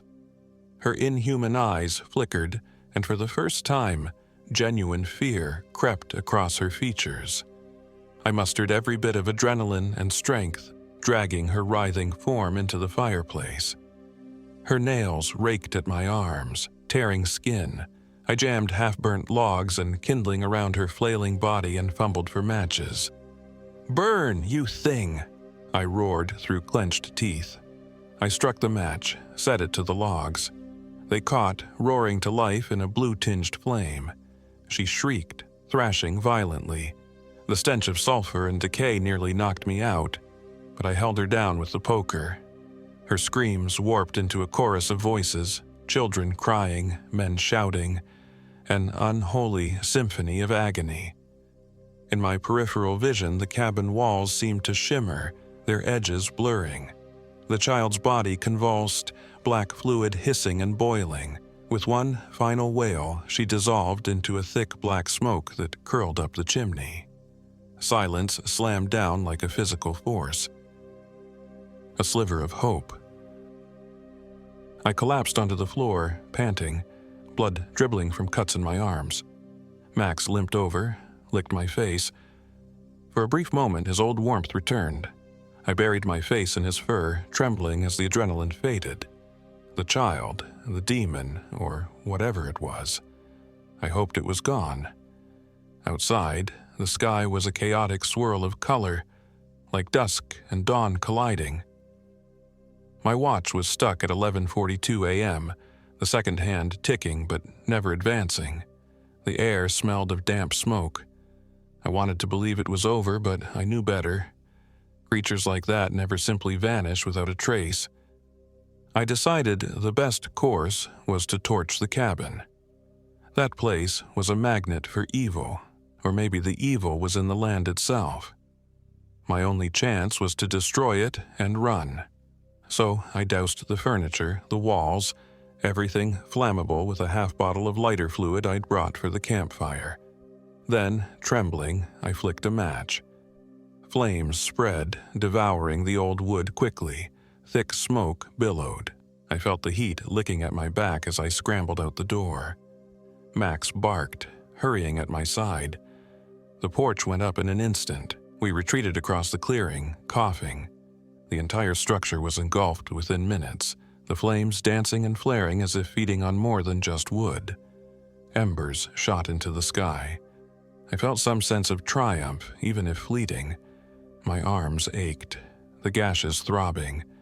Max was limping severely. We needed real medical attention. That meant forcing the Jeep to start or trekking for hours on foot, but at least the cursed cabin was in ashes. I collapsed against a fallen log, breathing in ragged gulps. The final twist. After a short rest, I helped Max to his feet and stumbled over to the Jeep. I popped the hood again, jiggled wires, reconnected the battery. My hands shook. For once, luck favored me. The engine roared to life on the fourth try. Relief washed over me. Smoke from the burning cabin drifted overhead. I put the Jeep in gear, carefully skirting around the mud that had swallowed the tires. As we reached the edge of the clearing, I felt an odd pull to look back. Through the rearview mirror, I saw the cabin's silhouette wreathed in flames. But the more I stared, the more I realized the building wasn't fully engulfed. In fact, the flames seemed to recede, and the cabin's shape looked intact. I blinked, feeling my vision blur. Maybe it was a hallucination from exhaustion. I forced my attention to the road, driving on. The old logging trail was easier to navigate than before. By some miracle, I found my way to the oak tree with the heart carved in it. I turned right this time, thinking it would lead to the main road. My watch still read 11:42. A half hour later, by my best guess, trees parted, and I glimpsed asphalt. The local route that connected to the highway.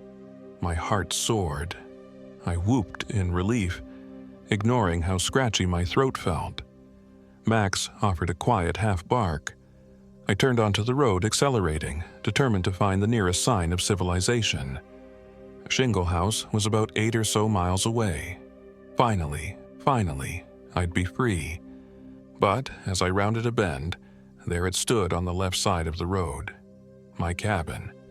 Untouched, unburned, the sagging porch exactly as I'd first found it. My brain reeled. I slammed on the brakes, the Jeep skidding slightly on gravel. Smoke curled from the chimney and I could see movement inside. I felt a spike of cold terror. There was no logic to it. I'd just left that place in flames. And yet here it was, anchored in a completely different spot along the roadside, taunting me. Max whimpered. I stared, half hysterical. The door creaked open. On the porch stood a small figure. She was missing half her face, which hung in threads of blackened flesh. Her eyes were just 2 dark pits. Slowly, she raised an arm and beckoned, a silent gesture. "Come back." I stomped on the gas pedal, tears burning in my eyes. I sped away, ignoring the sense of gnawing dread in my gut. I told myself that was just an illusion, a final trick. Yet, as I looked in the rearview mirror, I saw the cabin shrink into the distance, a silent sentinel. The child stood motionless, her ruined face locked on me. A feeling of inevitability took root in my chest. The final descent.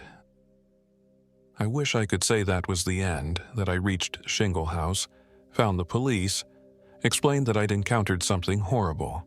In truth, I remember driving for what seemed like hours.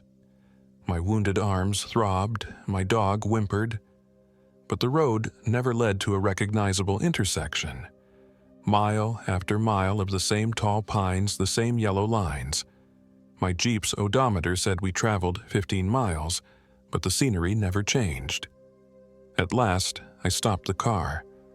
My breath ragged, I stepped out. The surrounding forest was silent, thick with gloom. When I turned around, the Jeep was gone. Max was gone. My mind spun. I was alone on an empty stretch of road that looped out of sight in both directions. No sign of a car, no sign of anything. My chest heaved. My eyes darted around, searching. Could they vanish so completely? Then a whisper at my ear. That wasn't the real cabin. I whirled, brandishing my fists. Nothing. Just swirling mist crossing the pavement. My watch ticked away, stuck at 11:42, second hand trembling in place. In the distance, hidden among the pines, I spotted what might have been a flicker of firelight. Against every shred of sanity, I walked toward it. Maybe someone was camping. Someone who could help. Branches caught at my clothes. Thorns scratched my arms, fresh stings overlapping the old wounds. The flicker grew brighter, an orange glow dancing behind the trees. I broke into a small clearing and my heart sank. There, perched in the same position as always, was the cabin, a ghostly outline in the shifting haze. The front door hung open. Smoke drifted lazily from the chimney, lit from within by a flickering glow. I could almost smell the comforting scent of burning logs, but it was tinged with that toxic sulfur note. I realized then I might never truly leave. Every path circled me back to that malignant place. The demon, the child, the illusions, maybe they'd been part of a single entity feeding on my regrets. I wanted to run, but the forest pressed in, darkness thick and suffocating. I don't know how long I've been wandering these woods. My watch remains stuck in that eternal minute. My memories blur. I recall glimpses of Max, sometimes far away, sometimes trotting through the trees, always silent. I call his name, but he never acknowledges me. Sometimes I see the child in the corner of my vision, half-rotted and smiling. If I charge her, she vanishes. The doppelganger of me roams the edges of my nightmares, tar leaking from his wounds. and occasionally I hear someone calling my name from deep among the pines. I've come to believe I might already be dead, stuck in some loop of torment, or maybe this land is cursed and I'm hopelessly snared. There are moments when I see the Jeep again, idling by the road. I rush for it, only to find it empty, the seats rotted, the keys missing. Then it's gone. The illusions shimmer and twist, overlapping my reality. I can't separate truth from nightmare. My body is covered in scratches and bruises that appear overnight. My supplies rot faster than I can gather them. My thirst grows, but the streams run with rancid water. It's all a sick joke. One day, if such a concept still has meaning, I found myself back at the clearing. The cabin stood as if nothing had ever happened. Its porch steps beckoned. I dragged my battered legs up those steps, across that threshold, prepared to surrender to the madness. Inside, everything was calm. The table, the cot, the fireplace, all in place as though waiting for me. The smell of smoke from a fresh burn lingered, but the walls were unscorched. I sank to the floor, my back against the wall. My eyes burned with tears, a deep grief I couldn't name. Max is gone. The world beyond these woods might be a distant memory. I keep imagining rescue, that a friendly face will appear. But I know, deep down, I'm alone. The only real question is how long before I lose what's left of my mind. Even as I write this, scrawling with a pen in the margins of a discarded magazine, I can see movement in the fireplace. Shadows flicker, forming the outline of a small figure. She's here again. Or perhaps she'd never left. The hours, the days, they mean nothing. The clocks are illusions. I can't outrun her, can't escape this place. When I stare out the window, I see the road a few yards away, my Jeep waiting. But every time I muster the courage to try again, the child's silhouette appears on the porch, or my doppelganger stands blocking the path, or the forest warps. I guess that's how the story ends.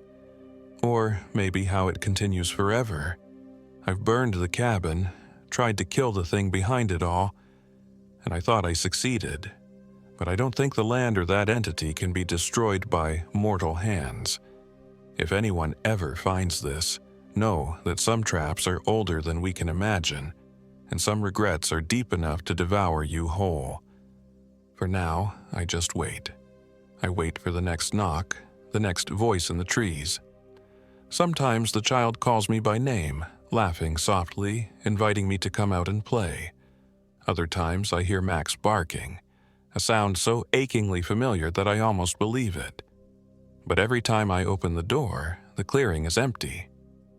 And so I remain, trapped in the silence of Shingle House, never certain which reality is real, or if any reality remains at all. I doubt I'll ever be found. I don't think I ever left. I don't think I ever will.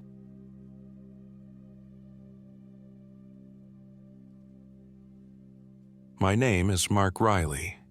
I'm 29 years old, and everything I'm about to share happened in October 2023. What took place still feels like a nightmare I haven't fully woken up from. But if I don't get it out, if I don't let someone know what I experienced out there, I'm afraid I might lose my mind entirely. I'd been going through a rough patch, laid off from a graphic design job that had been hanging by a thread, recently ghosted by the person I thought I'd marry, and losing interest in basically every aspect of my life. In a moment of desperation, I convinced myself that a week of solitude in the wilderness would be the cure. Not just any wilderness, but Sproul State Forest in Pennsylvania. That's how I ended up driving hours from the suburbs, with my German Shepherd, Axel, panting happily in the passenger seat as if this was going to be a grand adventure. I had never been an outdoorsy type, let alone some kind of veteran or survival expert. I'd watched a few bushcraft videos online and read a couple of articles on how to pack for a multi-day hike. I was woefully unprepared. an out-of-shape city guy with questionable gear, but I couldn't see beyond my own tunnel vision. I needed a break. I needed to recalibrate. That's what led me to the Chuck Keeper Trail at the edge of Sproul State Forest, early on a crisp October morning. I parked my old Subaru at a small lot near an unremarkable trailhead marker, grabbed my backpack, shouldered my tent and sleeping bag, and let Axel out. He wagged his tail and sniffed the air. The quiet was almost reverent. We were miles away from the nearest real town. No smog, no rumbling highways, just the faint rustle of leaves, the occasional chirp of birds, and a breeze that carried the scent of pine needles and damp earth. "Let's see what's out there, boy," I said, glancing at Axel. He gave a short bark, as if to say he was ready. I locked the car and set out, not realizing this was the last moment my world would resemble anything normal. The first day was mostly uneventful. I followed the trail, checking my phone occasionally to record little vlogs. No signal for calls or texts, of course, but at least I could keep a digital record. Axel trotted ahead, sometimes pausing to sniff. The forest opened into a small glade around a late afternoon, and I decided it was as good a campsite as any. I dropped my pack, found a relatively level spot, and started setting up my tent. That's when the first hint of strangeness hit. I tried to light a small campfire to boil water for some freeze-dried meals I'd brought. The lighter sparked and ignited, but the kindling just wouldn't catch. It was strange because the wood was dry enough, and I'd added tinder that should have burst into flame easily. Eventually, I managed a sputtering fire, though it kept threatening to go out. Axel, normally content to lie by the fire, paced around and growled softly at the tree line. I chalked it up to local wildlife, maybe a deer or fox. I struggled to sleep that night. A swirling mix of anxiety about my future and my inexperience in the wild kept me wide awake. Twice, I thought I heard footsteps, like someone creeping through the brush outside. But when I'd listened closely, I heard only the forest's own hush. I figured my mind was playing tricks on me. If only I knew. In the morning, I woke to find the ashes of my campfire scattered around and the remains of half-burned sticks arranged in a weird spiral pattern. It could have been a prank or the wind, but the arrangement was too deliberate. Axel sniffed around, whining softly. I felt unsettled, yet still determined to push on. A spiral pattern in the ashes wasn't enough to send me packing. Maybe it should have been. We hiked deeper. The forest changed in subtle ways. The ground became rockier, with thick carpets of moss making each step slippery. Something about the place made me uneasy. It was too quiet, even for a remote area. I usually associate forests with the hum of insects or small creatures scurrying out of sight. Here, the silence pressed in on me. Around midday, I met someone. That encounter was the turning point. I came across him near a stream. Axel started growling, but not a vicious, defensive growl, more confused, uncertain. Standing by the water's edge was a tall, bearded man in outdoor gear, aiming a long-lens camera at something in the distance. "Hey," I called, raising a hand in greeting. The man slowly turned around and lowered his camera. "Hello there," he replied.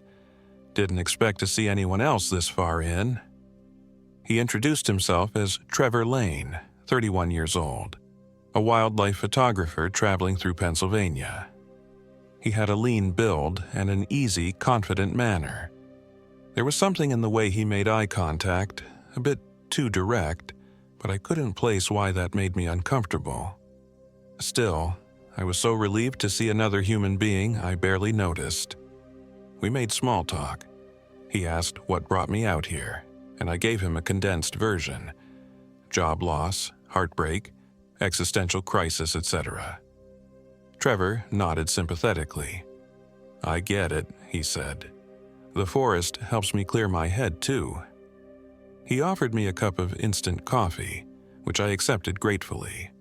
We chatted about cameras. He had one of those fancy DSLR setups, apparently for capturing wildlife shots to sell to magazines. At least, that's what he claimed. Axel didn't warm up to him, though.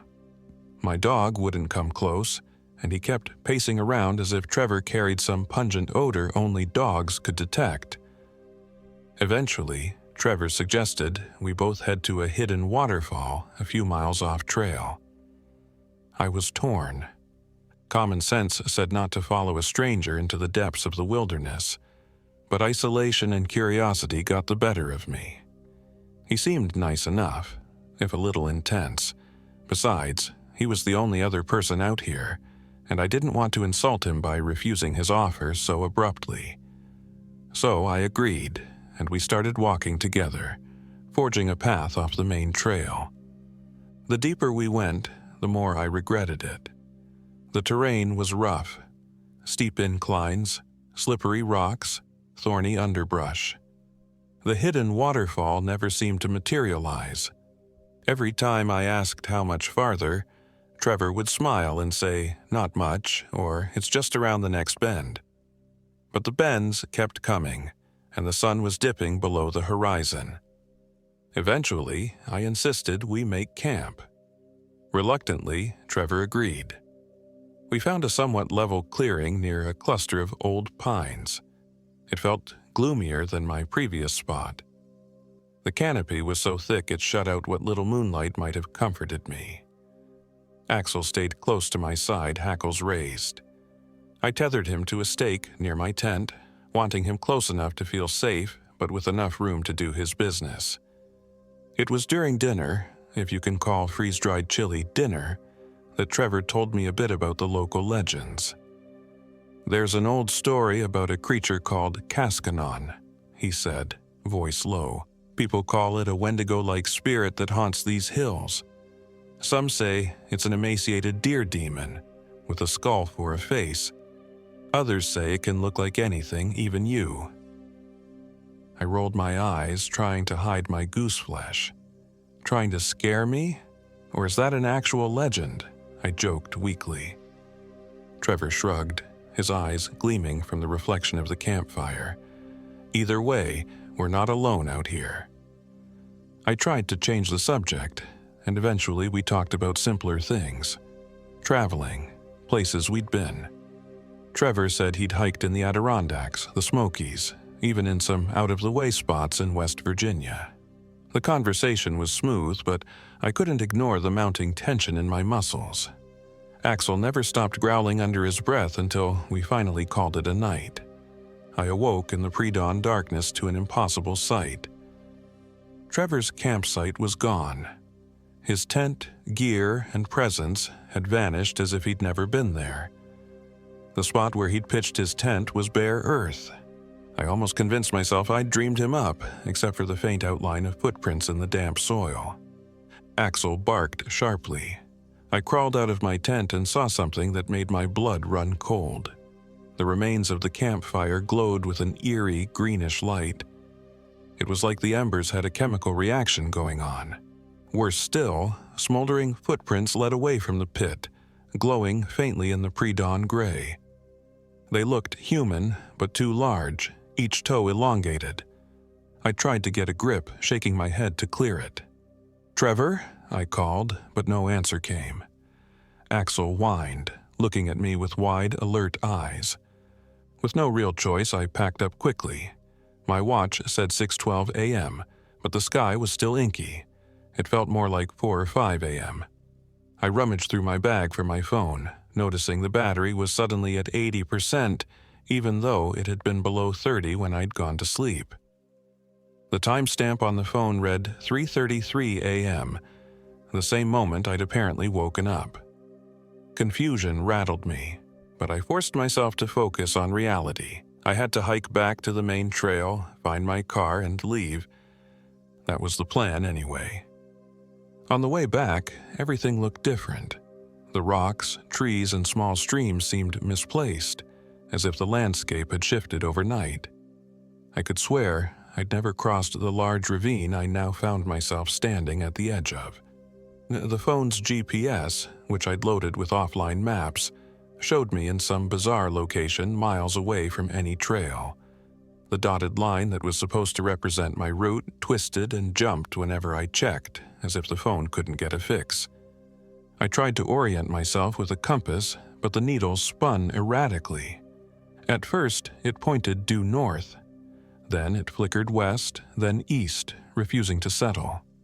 I switched it off, assuming it was broken or magnetized. Not that I was an expert with a compass to begin with, but I knew it wasn't supposed to behave like that. Frustration mounted. Axel, too, seemed uneasy, stopping to sniff and peer into the forest as if expecting something to leap out. Every few steps, a branch would snap, or leaves would rustle behind us. But whenever I spun around, there was only stillness. By midday, according to my phone anyway, I stumbled onto a path that might have been a man-made trail. Relieved, I followed it, ignoring that it wound deeper instead of outward. I reasoned that any path should lead somewhere. Then I spotted a figure standing ahead. It was Trevor. He stood about 50 yards away, leaning against a tree, arms folded, looking exactly like he had the day before. The same jacket, the same camera bag, the same neutral expression. But my heart lurched. How had he gotten in front of me? "Trevor!" I called, surging forward. When I got close, Axel bared his teeth and let out a vicious snarl. Trevor looked at the dog, then at me, with that direct stare. Something in his eyes was wrong. I couldn't pinpoint it, but they seemed dim, almost milky around the pupils. "Hey, Mark," he said softly, drawing my name out. "How've you been?" "Where did you go?" I demanded.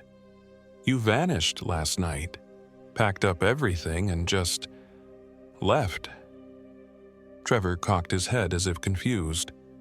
"I didn't leave. I stayed right by your tent. You must have been too asleep to notice." My temper flared, but I reined it in. I needed answers, not an argument. "What about those footprints? The fire turning green? My gear was untouched, but everything of yours was gone." He shrugged, a weird grin tugging at his lips. "Maybe you dreamed it. Nights can be strange out here." Axel kept growling. Let's just head back," I finally said. "I think we should get back to the main trail. I've had enough camping." Trevor nodded, but gave no indication he intended to walk. "Sure," he said, still smiling too long. An odd hush stretched between us. Then, abruptly, he turned and started moving. I followed, though something deep in my gut screamed at me to run. Every so often, Trevor would pause and look up, almost like he was listening to a voice I couldn't hear. He said little else, aside from the occasional idle comment about the weather. Eventually, we found a place that looked suitable to camp, a small clearing near a large rock formation.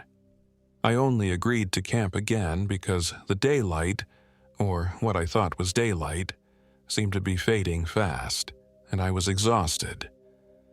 Part of me considered leaving Trevor behind, but I was too afraid of wandering aimlessly.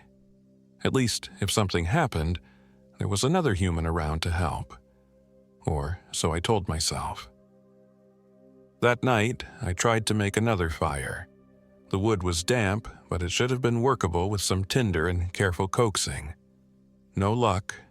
Every time I got a spark, the flame died out in seconds. Finally, Trevor stepped in. He didn't use any tinder, just touched the lighter to a small pile of twigs, and it ignited into a bright blaze. "How?" I began, but he just smiled again, not answering.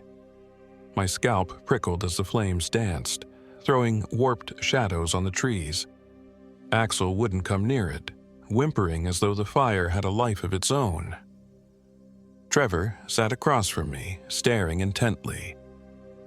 "You're looking for something," he said after a while. I shrugged, trying to ignore the sudden dryness in my throat. Peace, I guess. Maybe clarity. He nodded, lips parted as if tasting the air. Then he said, "Sometimes the forest takes what you bring. Your anxieties, your regrets, it amplifies them."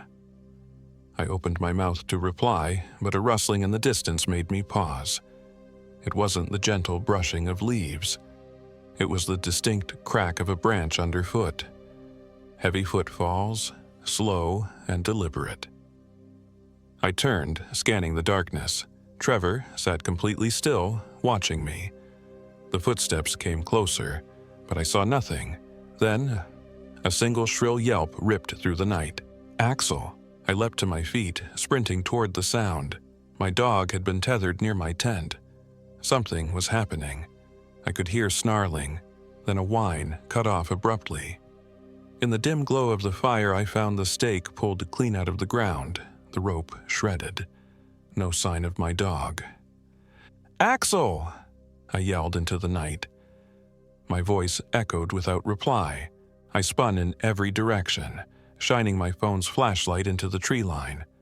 I caught a glimpse of something slick and pale moving between the trees, carrying what looked like a lump of fur. My stomach turned to ice.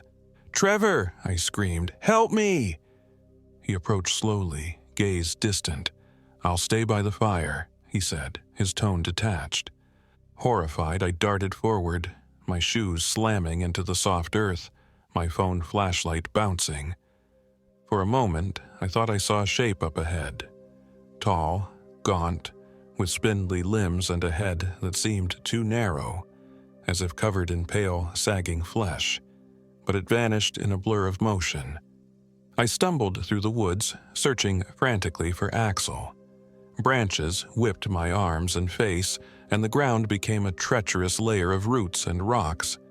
After minutes or hours, time seemed meaningless. I found a trail of blood leading to a small clearing. My heart hammered. I followed the trail, dreading what I'd see. Axel lay motionless on the ground. I collapsed beside him, tears burning. His body was torn and mangled, like something had methodically ripped him open. My throat clenched and I retched. My gentle, loyal dog was gone. Behind me, leaves crunched. I spun to face the sound, but my flashlight only caught glimpses. A leg stepping behind a tree. The curve of a rib-like protrusion from a hunched back. Whatever it was, it hissed, and the noise echoed with layered voices like a mockery of human language. It darted out of sight. For a split second, I considered chasing it with my flimsy pocket knife, but some primal sense told me I wouldn't stand a chance. So I stumbled back to camp, sobbing and cursing, leaving a trail of tears and confusion behind me. My dog was dead, and I couldn't even process that. Part of me hoped I was still asleep, dreaming a horrifying dream, but the blood on my hands felt real. When I returned to the fire, Trevor was gone. The flames were still high, dancing in sickly greens and purples, colors fire had no business displaying. My watch said 11:42 p.m. My phone read 2:58 a.m. in big, bright numbers. Time was meaningless out here. I spotted Trevor's camera bag lying by a tree. I rummaged through it, desperate for anything that might help. No camera, just clothing, rope, and a battered old notebook. I flipped through the notebook by the firelight. Most pages were empty, but near the back was a single scrawled word repeated dozens of times. Kaskanon. The forest pressed in around me. The hair on the back of my neck prickled. I felt eyes watching from the darkness. Eventually, exhaustion overwhelmed me, and I collapsed into my tent, not even bothering to untie my boots.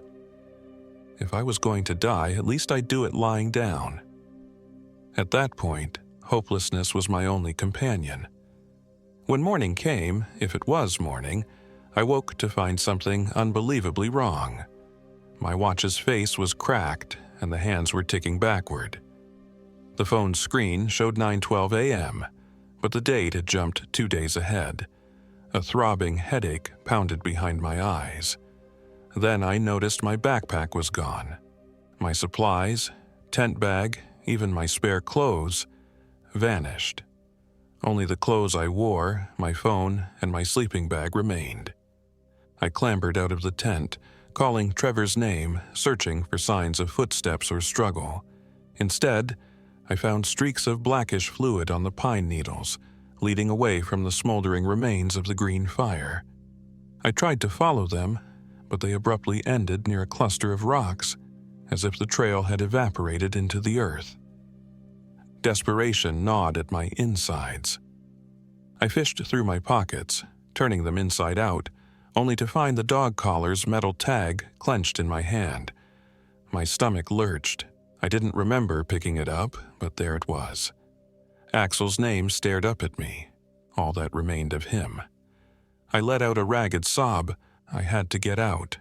I began retracing my steps, or at least trying to, stumbling blindly through the forest. Nothing matched my memory of the route in. After a couple of hours, I stumbled onto a gruesome sight, a scrap of fur. Axel's, caught on a thorn bush. Next to it lay a small piece of human scalp, or so it appeared. My whole body recoiled. I rushed past it, panic rising in my chest. By afternoon, I was delirious from dehydration and shock. My canteen was in my missing backpack, so I resorted to scooping water from a sluggish creek, hoping it wouldn't sicken me too quickly. My phone's battery was somehow at 90%, even though I hadn't charged it and had no power source. I turned it off to save myself from the confusion of the constant time changes. As I stumbled along a faint trail, I realized my own footprints were in front of me, heading in the same direction I was going. I recognized the tread of my boots, the slight drag from my left foot. But how could I be following my own prints? My mind reeled. There had to be some mistake. Maybe someone else had a similar tread. Yet they looked identical, even in the spacing. Near a bend in the trail, I heard a voice that sounded exactly like mine. Heart hammering, I hid behind a large oak and peered out. In a clearing, I glimpsed myself. Same build, same jacket, same backpack. Except my backpack was gone, wasn't it? The figure stood there, scanning the surroundings, before vanishing into the thick brush. Was I losing it? I forced myself to breathe. No matter what, I had to keep my wits about me. A quick jolt of movement snapped me back to the moment. Trevor stepped into view. He locked eyes with me from across the clearing, as if seeing me through the tree. Then he turned and followed the figure that looked like me. I wanted to call out, but fear strangled the words in my throat. Instead, I circled around, trying to keep a safe distance. My heart pounded so fiercely I could hear blood rushing in my ears. Eventually, I came to a slope leading down to a trickle of a stream. It was hidden under thick shrubs, so I slid down to hide there and drink. The water tasted metallic, but at least it was water. When I climbed back up, the sun was low, staining the sky in deep orange. That sense of time passing was so disorienting. Moments felt like hours. Hours felt like mere minutes. I wandered for who knows how long before stumbling upon a large pine that must have been hundreds of years old. The trunk was scrawled with deep claw marks. Something about the sight froze me in place. The spacing of the marks looked like a massive hand with elongated fingers.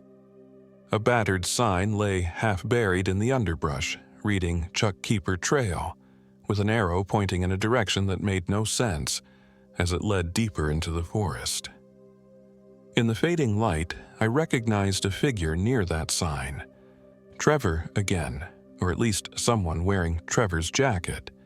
He stood perfectly still, turned away from me. My pulse quickened. Maybe he had my backpack. Maybe I could confront him. Summoning what remained of my courage, I walked closer, clearing my throat loudly. "Trevor?" He glanced over his shoulder, then fully turned around. A long, unnatural smile spread across his face. His eyes didn't blink as he studied me. "Mark, good to see you." There was something deeply alien in his expression. I hesitated but forced myself to speak. "My dog is... It's dead. Something took it. We have to leave. Where's your gear? Where's mine?" He took a step toward me. "I didn't see your bag," he said slowly, "but I can show you the way out. It's not far."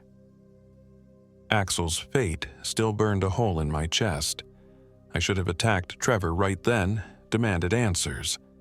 But fear and confusion paralyzed me, so I just nodded. "All right, lead the way." He turned and walked, the orange glow of twilight stretching our shadows into grotesque shapes. Axel's absence pained me with every step. We marched in silence for a long while until night descended. My phone said it was nearly 10 p.m. My watch, now shattered more thoroughly, was unreadable. At some point, we reached a patch of forest so dense it blocked out any starlight or moonlight that might have been overhead. The only illumination came from the phone, which I flicked on and off intermittently to see the path. Trevor ambled on confidently, as though he could see in the dark. "This is insane," I muttered. "How are you navigating?" He didn't answer. Instead, he veered toward a clearing, where a battered tent sagged near a small circle of stones. My stomach dropped. The tent was mine. I recognized the color and the brand. I hurried over to it, relief mixing with dread. The flap was open. Inside, the sleeping bag was laid out, but it was unzipped from the inside, like someone, or something, had climbed out. My backpack, however, was nowhere to be found. My tent smelled terrible, a putrid combination of rotting meat and mold. Gagging, I forced myself to look around in the dim phone light.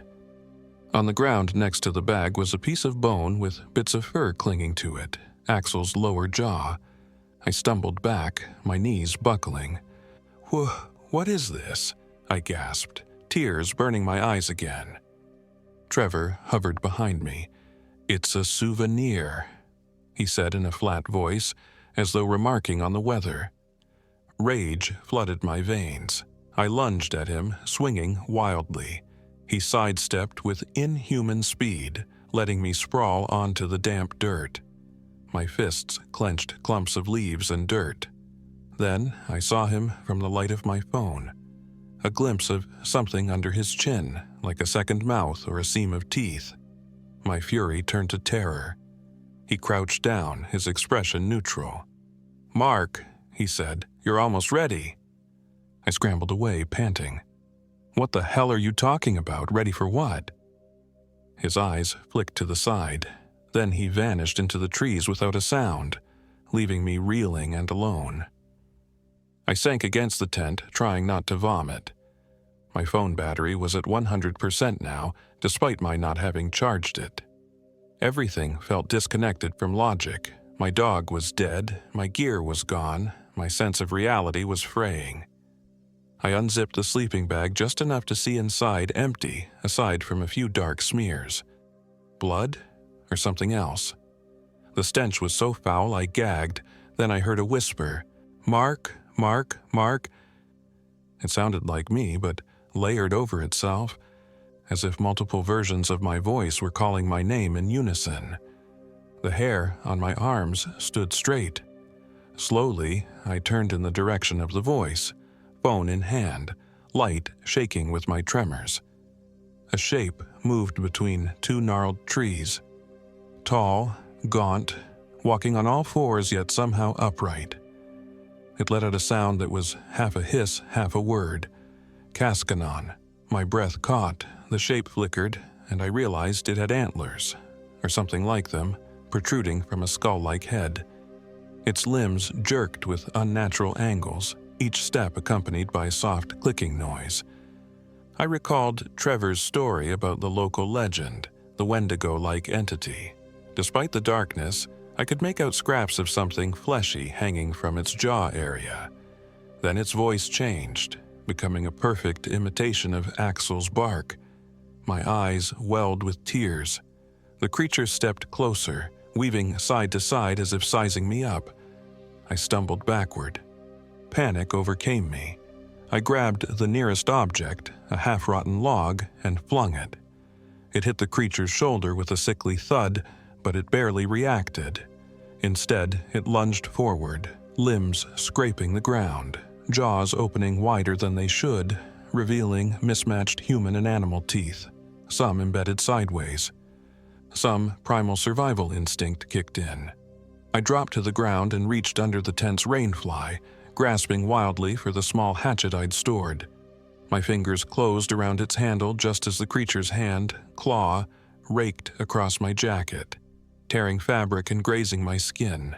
I yelped and swung the hatchet, connecting with something that crunched. A shriek erupted, layered and echoing like the forest itself was screaming. The creature recoiled, stumbling, greenish fluid seeping from its side. I seized the moment, sprinting blindly into the woods. My phone's light bobbed ahead, illuminating nothing but a blur of branches. I lost track of how far I ran.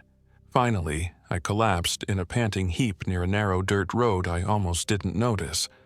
My lungs burned, my heart hammered, and the slash in my side stung with every breath. But relief flooded me when I heard an engine humming somewhere in the distance. I lurched to my feet, following the faint glow of headlights. Eventually, I stumbled out onto a rustic dirt road where a battered old ranger truck idled. A man in a ranger uniform stepped out. My eyes widened. He looked exactly like Trevor, but younger, with shorter facial hair. "You all right there, sir?" he asked, voice kind yet strangely familiar. I was too exhausted to question the coincidence. Relief overshadowed logic. I need help," I choked, my words tumbling out in a frenzy. "There's something in the forest. It killed my dog. It's not human." He gave me a sympathetic nod, opening the passenger door. "Let's get you in the truck. We'll sort it out back at the station.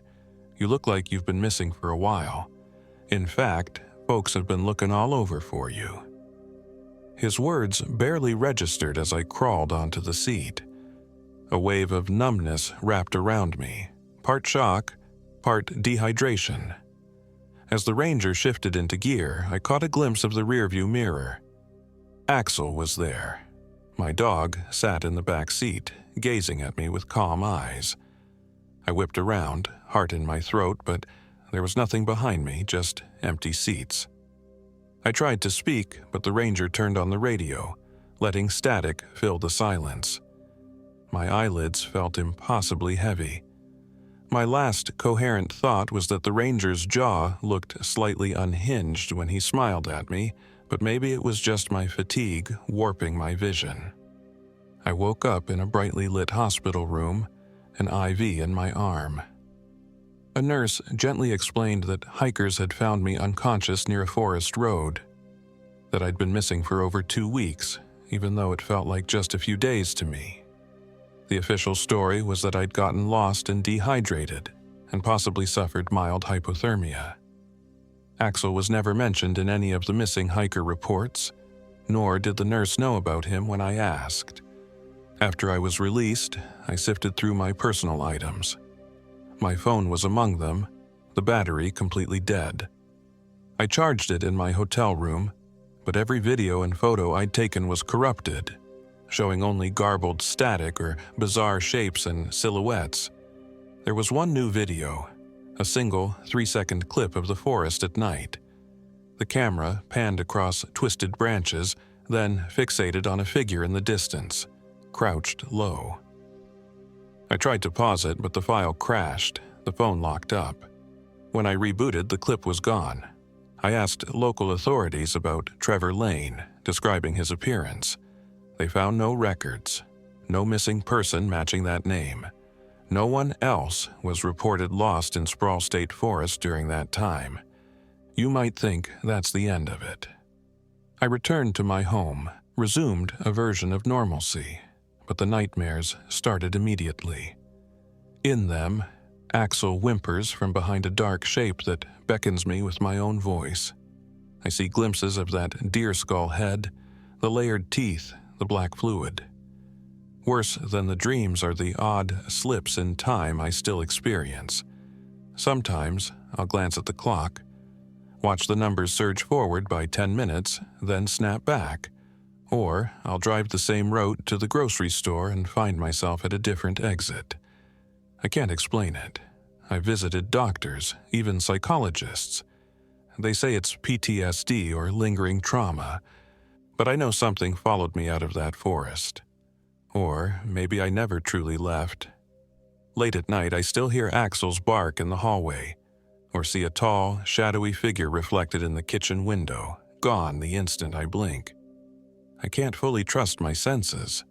When I check the mirror, I sometimes see a flash of sideways teeth under my own tongue, though I'm almost certain it's just an illusion. Almost. I've considered going back to Sproul to find closure, but fear anchors me. If I go back, what if I don't come out? Or what if I do, but not as myself? I can't say with certainty that I've escaped Kaskanon. Every now and then I swear I still feel a presence behind me, a whisper on the wind that distorts into a voice I recognize, my own. A part of me believes that the forest took something from me, left some piece of itself in me in return. I've heard stories that Wendigo-like spirits can bend reality, devour more than flesh. They can eat your memories, twist your identity. Maybe that's what's happening. Perhaps, in some intangible sense, I'm still out there, trapped in that infinite loop of hunting and being hunted. For now, I write this in my cramped apartment, the sounds of the city humming outside the window.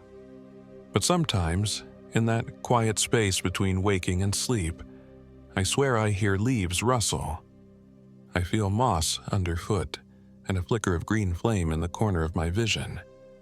I taste metallic fear on my tongue, and I listen for the bark of my dog, echoing from a place far away, calling me back to a forest that refuses to let me go. That's my story. I wish it ended with closure, or a neat explanation. I wish I could say it was all a fever dream, but there's no closure here, only dread and the lingering knowledge that Sproul State Forest still holds part of me captive. Maybe it always will.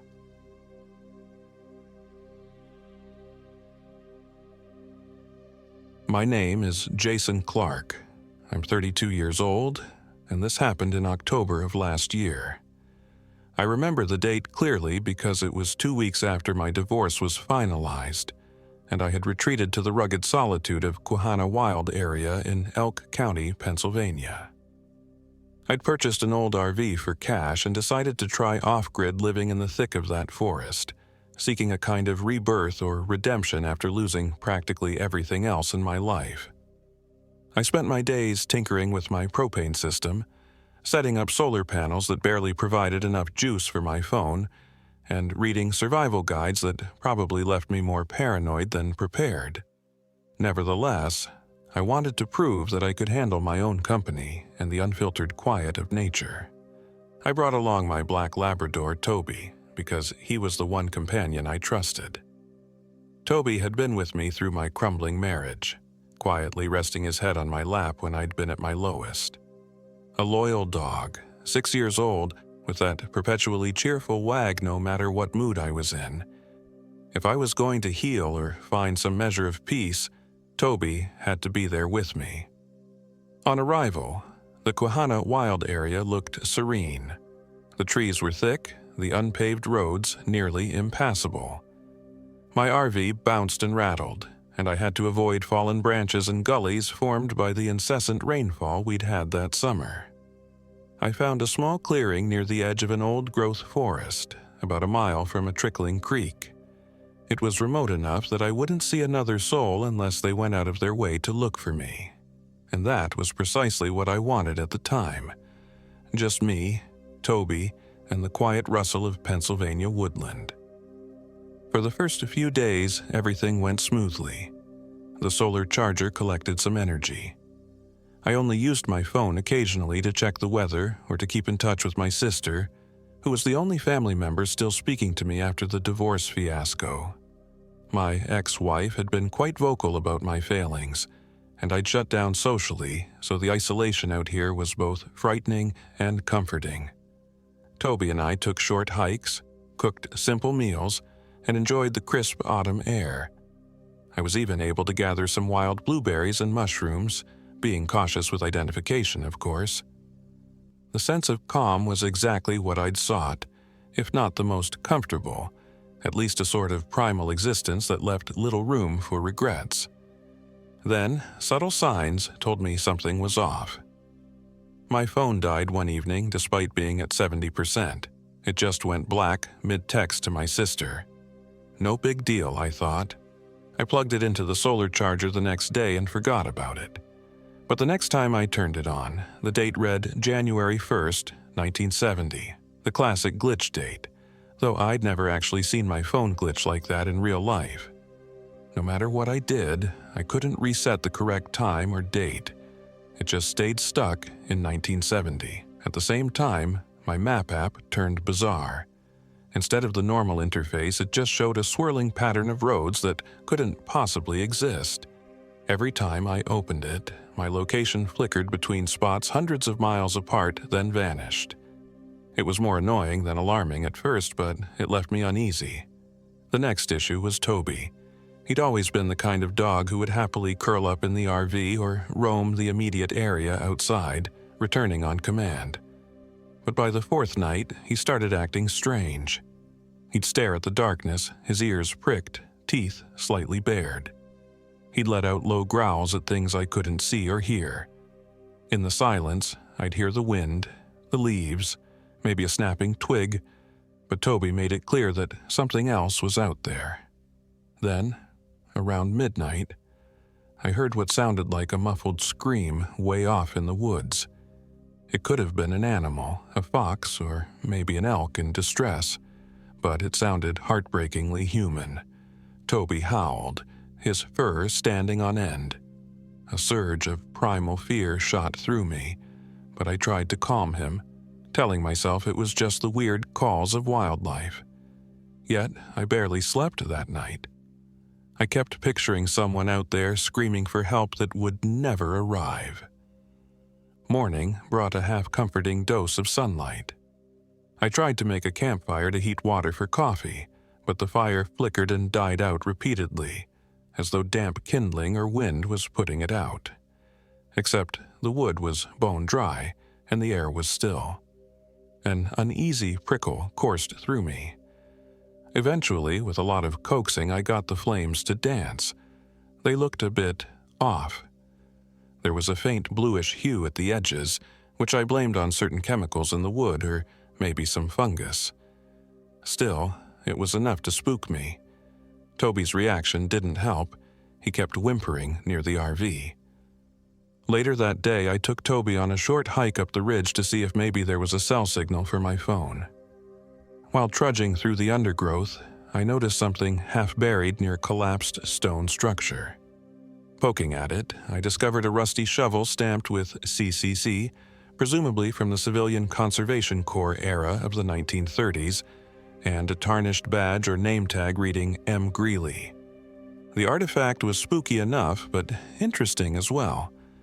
I'd always heard the CCC had built roads, shelters, and performed conservation work in these areas. Finding an old tool out here wasn't that far-fetched, but as I pulled the shovel free, I got a weird chill, like I'd stumbled on something better left alone. Toby sniffed at it, then recoiled. It was on the walk back from the ridge that I met Paul Rivers. I can't say I was relieved to see another human being, but some part of me recognized how odd it was to find someone at all. Paul looked about 50, a wiry man wearing old jeans, a heavy flannel, and hiking boots that had definitely seen better days. He had a brimmed hat that gave him an almost old-timey aesthetic. Toby growled at first, which was out of character, but Paul talked to him in this gentle, paternal voice, and Toby's aggression melted into cautious acceptance. "Didn't expect to find another soul this far out," he said, extending a hand to me. I shook it, told him my name. You camping alone, Paul? I asked, figuring he must be out for hunting season or something. Have a cabin, maybe 10 miles yonder, he replied, pointing vaguely. Used to be a forestry worker. Retired now, still like to roam the old stomping grounds. He seemed pleasant enough, though his eyes had that darting quality of someone carrying old secrets. He warned me not to camp too far into dead ground, referencing old forest fires, or possibly referencing a local superstition. I told him about the shovel and the name tag. He looked uneasy when I mentioned it. He said, "Best let them old bones lie, son. There's some parts of this forest that might not care for your company." Then he laughed as if to mask how serious he felt. Before we parted ways, he said something that lingered ominously. "Ever hear the trees hum at night? You get the hell out. Ain't a safe place to be." I thought it was just a local's tall tale, but a creeping dread set in regardless. That night, I barricaded myself in the RV a bit earlier than usual. The air turned oddly cold after sundown, and Toby refused to step outside. As I dozed, I kept an eye on my phone. The screen glowed faintly, still stuck on that nonsensical date from 1970. At around 2 a.m., a piercing shriek, or what I perceived as one, jolted me upright. Toby barked like mad. The sound came from somewhere behind the RV, near the tree line. I grabbed my flashlight and stepped out, heart pounding. The beam cut through the darkness, illuminating shapes of tall pines, a flash of movement. For a second, I thought I saw the silhouette of a man, hunched and blackened, but when I angled the light, it was gone. Then I smelled something burning, like a faint trace of scorched timber. Toby whimpered at my side. We retreated into the RV, and I stayed awake the rest of the night, gripping a makeshift weapon, a tire iron, just in case. In the morning, I found my sleeping bag unzipped from the inside, even though I'd zipped it tight before drifting off. Outside, my neatly packed backpack had vanished. After searching frantically for an hour, I found it half shredded in a pine, about 10 feet up in the branches, as if something had tossed it there. My supplies of jerky, rice, and even some canned goods had been torn open or scattered. The strangest thing was the rotting stench wafting off them, like they'd gone rancid overnight despite the cool weather. It made no rational sense. The fruit I'd collected was coated in black mold. My water jug looked like pond scum. Trying not to panic, I forced down a stale protein bar I kept in the RV. Toby was equally spooked, sniffing the shredded backpack and whining. I decided I needed to at least check on Paul's cabin or see if I could find a better spot with cell reception. I'd lost confidence in my chosen campsite. The forest no longer felt tranquil or healing. It felt like a place that wanted me gone. The day passed in a haze. At times, I'd noticed the sun had barely moved, while at other points it seemed to race across the sky. By what should have been mid-afternoon, I found it almost dark again. It was disorienting, and I double-checked my watch constantly, sure it must be broken. My watch read 2 p.m., then 8 p.m. a few minutes later, then 1 p.m. again after I tapped its face. I told myself it was probably electromagnetic interference or some other phenomenon. Toby growled the whole time, ears pinned back. Around what seemed like evening, we stumbled upon a half-burnt cabin in a small clearing. I recognized Paul's hat sitting on a broken stump nearby. The cabin was still smoldering in places, like it had been set ablaze recently, though I couldn't detect any fresh smoke in the air. The roof had caved in and the walls were blackened timbers. The place was ruined, but some of the ashes still hissed. I called out for Paul, but there was no answer, just a haunting emptiness. Toby sniffed around, then hurried back to my side. I noticed something on the ground, an old photo. It was charred around the edges, but I could make out Paul smiling next to a younger woman, maybe his daughter. I pocketed it, feeling guilt swirl in my stomach. Was this tragedy somehow connected to me being here? Did the fire happen last night? Did it happen decades ago? As darkness settled, Toby and I sought shelter under a dense pine canopy. I had a small emergency tarp in the RV, so I rigged it overhead and built a shaky fire. The flames turned that bluish color again, and I got the sense they were dancing in ways no normal fire would.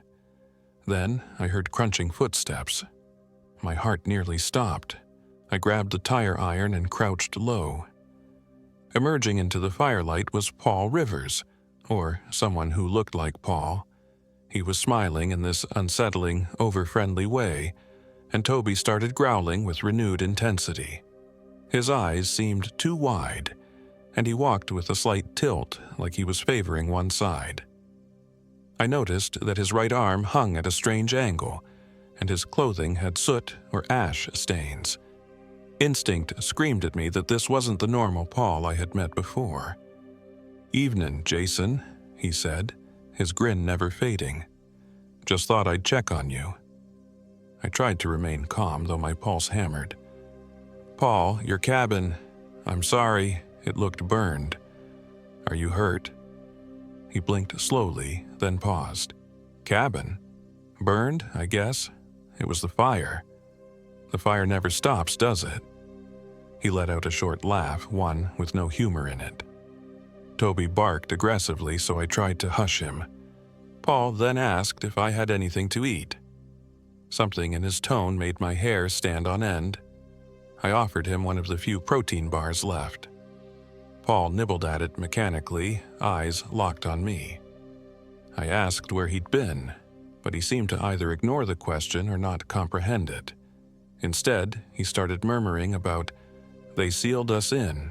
Couldn't breathe. Let me out, let me out." The man's voice rose to a shrill pitch and he choked on the protein bar, gagging. Then he coughed it up and spat it into the fire where it fizzed with that blue flame for a second. Something else I noticed. Paul had fresh blood on his fingernails, though I couldn't see any open wound on him. That's when my gut told me to run. But I needed to be strategic. This was a potentially dangerous confrontation with a man who'd just lost his home, possibly unhinged from trauma. Toby, however, made the decision for me. He snarled and lunged, snapping at Paul's leg. Paul responded by swinging a small hatchet I hadn't even realized he was carrying. Thank God Toby backed off, but the hatchet clipped Toby's shoulder, leaving a shallow cut. I grabbed Toby by the collar, and Paul turned that unnerving grin on me. His eyes had changed somehow, or maybe it was just the firelight. I raised the tire iron to keep distance between us. "Paul, calm down," I said, though my hands trembled. "Let's figure this out." He chuckled again. "We all burn, the fire never stops." Then he went silent, just staring. The next moment I tried to step backward, but Toby was behind me. Paul lunged, hatchet high. I scrambled aside, losing my balance, and swung the tire iron. It struck him in the ribs or chest. He staggered, dropping the hatchet. For a fraction of a second, his face contorted in pure fury, lips peeled back to reveal teeth clenched so tight I thought they'd crack. I followed through with another blow to his leg, an act of raw panic. Paul collapsed onto his knee, letting out a guttural scream that seemed more animal than human. Then, like a switch flipped, he began babbling nonsense and clawing at the earth. Every time he tried to get up, I swung again. I must have hit him in the head or neck. He collapsed, wheezing. I froze, my mind spinning from fear, guilt, and shock. Toby barked wildly at my side. Paul's body twitched and turned limp. But I saw something impossible. A faint swirl of black dust or soot escaping his mouth, drifting into the air before dissolving.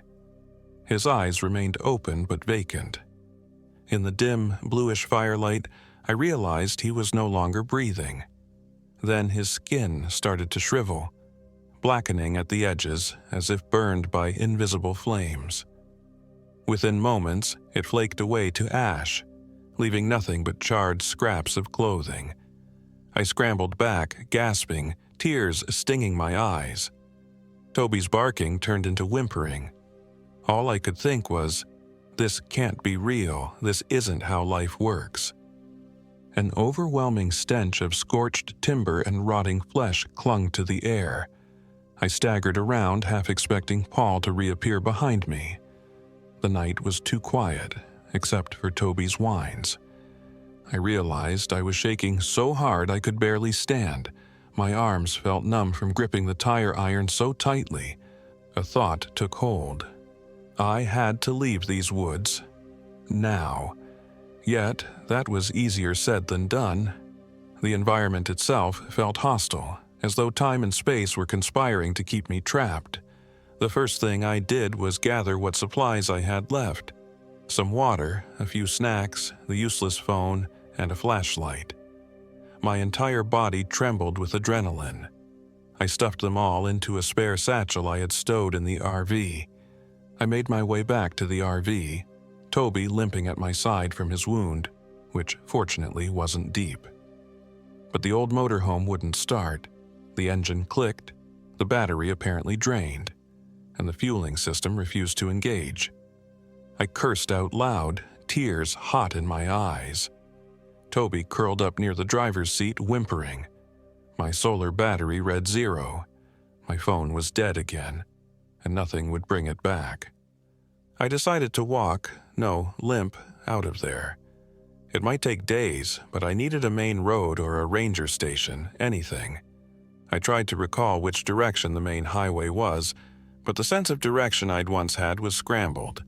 I left behind most of my possessions in the RV, only taking a small flashlight, a canteen of water, some bandages, and 2 protein bars. Toby, for his part, didn't hesitate. He followed me loyally, though his energy was down. We pressed on through the darkness, the forest somehow alive with shifting shadows. I'd blink, and the canopy overhead seemed to rearrange itself. The wind carried echoes of cries I couldn't identify, somewhere between a child and a wounded animal. Once or twice, I turned off my flashlight to preserve battery, but the darkness was so oppressive that it felt like it swallowed me whole, so I turned it back on. The sense of time slipping grew more pronounced. My watch jumped wildly from midnight to noon to 4 p.m. Toby limped quietly, and I tried to gauge the direction by the slopes of the land. Some nights, it said, you can navigate by the stars, but the canopy was too dense, and the sky was unnaturally pitch black, as though the stars themselves refused to shine in that cursed patch of wilderness. By what might have been the second day, though it felt like I'd only walked an hour, I found myself near a dried creek bed. I recognized certain landmarks that told me I was going in circles. A broken pine with a distinctive lightning scar, a pile of stones that looked arranged. The forest turned labyrinthine, refusing to let me pass. Toby let out a distressed yelp and bolted ahead. I followed, calling for him, my flashlight bouncing. Then I spotted something that stopped me cold. Toby stood next to a figure slumped on the ground. An old CC uniform in tatters around a mummified corpse. Its eye sockets were empty, the skin leathery and partially burned. Yet the chest rose and fell with shallow, impossible breathing. A faint wheezing came from its collapsed mouth, as though it were trying to speak. Panicked, I pulled Toby away, heart hammering. The stench of decay and smoke was overwhelming, and I felt that same swirl of dread, the sense that I shouldn't be seeing this. As we backed off, Toby growled, barking at the corpse. A raspy whisper escaped it. "Don't let me burn." The final word hung in the air. Burn. Toby whimpered, and we bolted. I didn't know how far we ran. The forest whipped by in half-seen glimpses, branches scratching my arms and face. My lungs burned. I tripped and tumbled into damp leaves, losing my flashlight. By the time I regained my footing, Toby was gone. My throat constricted with panic, and I called for him. No response. My heart hammered faster than it ever had. I tried to remain calm, searching for paw prints or a broken twig, but every direction led to thick, unyielding forest. Eventually, I slumped against a tree, exhausted, delirious with terror, and drifted into a feverish sleep. I can't tell you how long I slept, but when I jerked awake, the sun was out, or so I thought. In reality, it was a watery, grayish dawn that felt staged, like a cheap imitation of real daylight. My watch read 3 p.m. Toby was still missing. I stood, calling his name, my voice raw. Then, unbelievably, I heard a bark in the distance, echoing through the trees. My hope soared, and I scrambled in that direction, ignoring the aches in my legs and the stabs of hunger. Sure enough, Toby came bounding toward me from behind a dense copse. His fur was matted and caked in dried blood, but he was alive. Before I could celebrate, I noticed his eyes. They looked blank, almost clouded over, as if cataracts had formed overnight. He stumbled, bumping against me, panting. I examined him, but he had no fresh wounds. He was trembling uncontrollably. When I tried to reassure him, he pulled away, staring at me like I was a stranger. It broke my heart to see him so frightened, but at least he was back. Eventually, we continued stumbling through the forest, the day morphing in and out of night as if someone was flicking cosmic switches overhead. At times, I saw the sun set, only to watch it snap back to midday brightness. I developed a throbbing headache, confused and disoriented about what day or hour it truly was. At some point, maybe the next cycle of day, I reached the remains of an old stone fire shelter. It was one of those small structures used by the old CCC camps to store equipment, or for men to hide from raging brush fires. The door was jammed halfway open. Inside I found blackened walls, a rancid smell of rot, and half-burnt wooden supports. Trying to see if there was anything useful left behind, I climbed inside. Toby wouldn't follow. He stood at the threshold, whining. On a soot-covered table, I found an old photograph of some CCC workers. In the back row stood a tall man with a name tag reading M. Greeley, just like that shovel I'd discovered.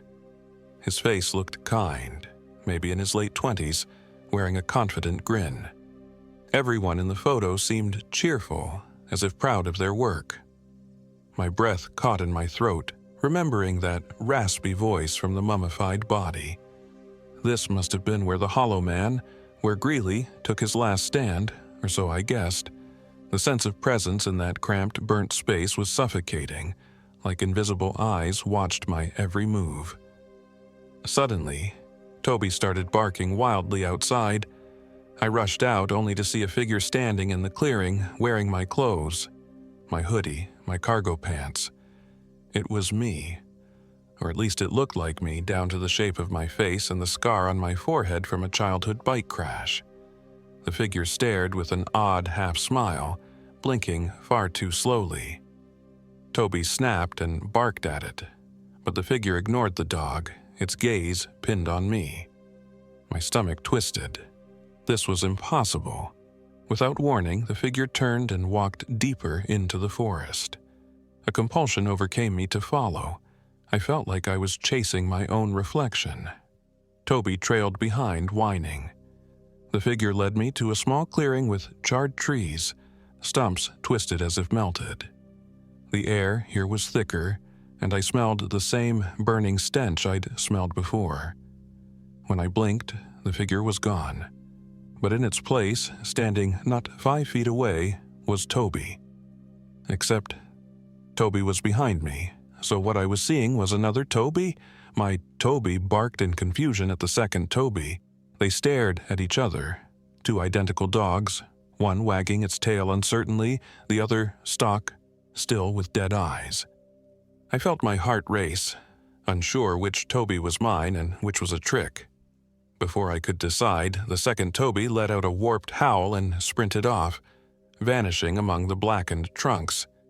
I turned to find the real Toby trembling, his tail between his legs. This was too much. My sanity was fraying.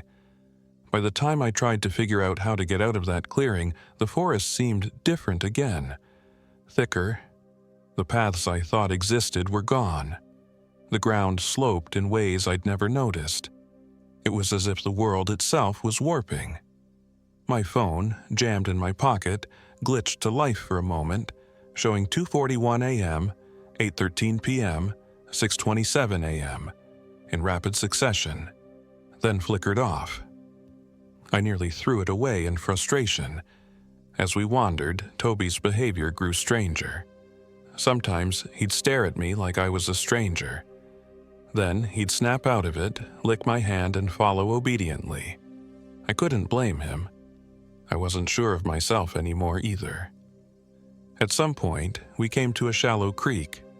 While I tried to collect water, Toby vanished again. I yelled for him, scanning the area. My flashlight was nearly dead, giving out a dim glow. Then Toby reappeared behind me without a sound. I jumped in alarm. He was panting, but his eyes were hollow, distant. He lunged at me, biting my leg. I screamed and pushed him off. He snarled, advanced again. Shock tore through me. I would never have believed Toby could attack me. I pleaded with him, but something in his gaze was gone. It was like looking at a possessed creature. He lunged again, snapping at my torso. Panicking, I grabbed the closest rock and struck him in desperation. Toby yelped and recoiled. He raced into the forest and disappeared once more. I collapsed to my knees, sobbing in pain and heartbreak.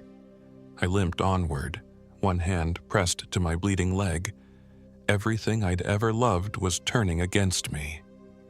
My mind teetered on the edge of surrender, but a stubborn spark pushed me forward. I decided that if there was any path out, it might be the same rough road that originally led me here. Eventually, by what I presumed was daybreak or the next cycle, I found a gravel path that looked somewhat familiar. Relief and dread came hand in hand. The path twisted and seemed to lead deeper into the forest. Yet, I was convinced it was the same route I'd first taken in my RV. Following it, I saw faint tire tracks in the dirt, possibly from my own RV's trip in. My spirits lifted slightly. Then I heard movement behind me. I turned, expecting Toby or a hallucination of Paul. Instead, it was me again, my doppelganger. His expression was vacant, his eyes glassy. This time, I refused to stay. I stumbled forward as quickly as my injured leg allowed. But I heard footsteps giving chase. He gained on me with unnatural speed, staying just out of sight when I glanced over my shoulder, but close enough that I could hear him breathing. Fear jolted me, and I sprinted until my lungs burned. I must have blacked out or lost track of time again because the next thing I remembered, I was lying on the gravel, face pressed to the cold ground. The doppelganger stood over me, quietly watching. Then it spoke with my exact voice. "I made the fire. You burned me." My eyes snapped open wide. The doppelganger crouched low, reaching for me with hands that seemed to smolder at the edges, blackened like embers. A wave of terror overcame me, and I swung my tire iron. Yes, I still gripped it. It connected with the figure's jaw. Instead of a shriek, there was a dull thud, and the figure collapsed. Beneath my hands, it changed, the face contorting. I closed my eyes, summoning the nerve to deliver another blow. Adrenaline, fear, and betrayal spurred me on. I struck again and again until I was sure it wasn't moving. When the adrenaline subsided, I realized the figure was no longer a twisted reflection of me. Lying in its place was Toby, limp and broken, his fur stained with my blows. A horror so profound I can't express it filled my chest. I scrambled backward, crying, apologizing incoherently. Toby's eyes were lifeless, and a black dust or soot clung to him. Whatever that thing was, it had become Toby in the last instant. Or Toby had become it. I didn't know. I let out a ragged scream that echoed through the endless trees. Shaken beyond measure, I rose, tears streaming down my face. I wanted to bury Toby, but my mind couldn't process the situation. Guilt, confusion, and the drive to survive formed a toxic swirl. I limped onward, away from the worst nightmare I'd ever lived. Time blurred again. Every step felt like I was walking through thick mud. I saw flickers of the forest on fire, but when I turned, there was no flame. I heard voices, Paul screaming, Toby barking, the distant hum of a crowd, but each turned out to be illusions. Or perhaps echoes of reality slipping in and out. I began to think I was doomed. Then, unexpectedly, the gravel road widened, and a new sign appeared. Guahana Trailhead, 2 miles. Relief, raw, unfiltered, flooded me. I rushed forward, ignoring the searing pain in my leg. I stumbled out onto a dirt parking area with an information kiosk, exactly the kind you'd see at the entrance to a park. My vision blurred with tears of exhaustion. A battered truck was parked there. A stooped older man in a park ranger uniform approached cautiously, alarmed at the sight of me limping and covered in mud, blood, and who knows what else. I practically collapsed at his feet, babbling about ghosts, about Paul, about Toby. The ranger, clearly disturbed, helped me into his truck, gave me water, and asked what the hell happened. I can't recall what I managed to say, but I'm sure it sounded insane. He drove me to the nearest ranger station.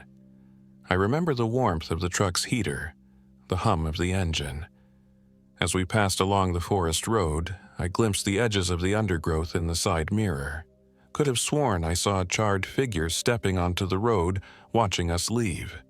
But I closed my eyes, refusing to let the horror creep back in. At the station, they gave me first aid and tried to piece together my story. They found my RV eventually, but no sign of Toby's remains, no evidence of a burned cabin.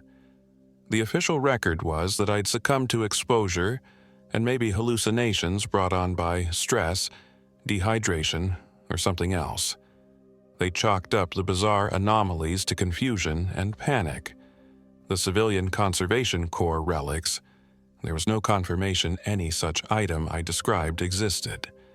They politely dismissed my claims of seeing another me or a blackened ghost. Yet, they seemed unnerved, like they'd heard strange tales before. I spent a few days at a small local clinic, recovering from injuries and dehydration. My sister wanted me back home immediately, but I couldn't bring myself to face that life either. I roamed local motels for a week, refusing to look at the forest that loomed in the distance. Eventually, I left Pennsylvania. I refused to go back for my RV, which cost me a fortune in unpaid towing and storage fees. The folks who recovered it said everything inside was intact and in normal condition, which contradicts my memory of rotted supplies and shredded gear. They found Toby's food bowl, but no dog. No trace of anything that could confirm my story. I still wake at night to the smell of smoke. Some nights, I'm sure I hear Toby whimpering from the foot of the bed, but when I flick on the lamp, there's nothing there. Other times, I dream that I'm the one who died in that forest, that I was sealed inside a burning shelter in 1930-something, and that my restless spirit is wandering among the pines, searching for an escape that never comes.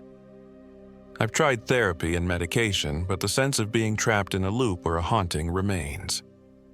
I don't know if I truly escaped Guahana Wild area or if I'm still out there, lost in the shifting shadows of a cursed forest.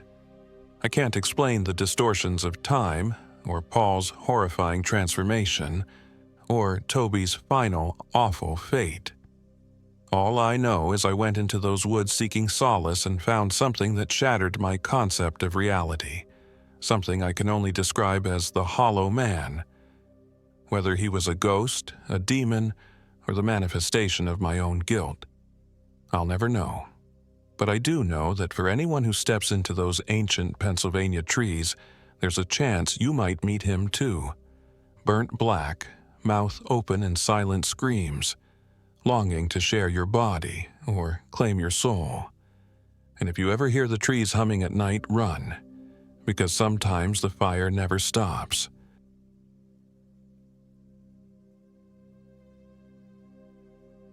My name is Miles Hanley. I'm 40 years old, and this happened in late August of last year.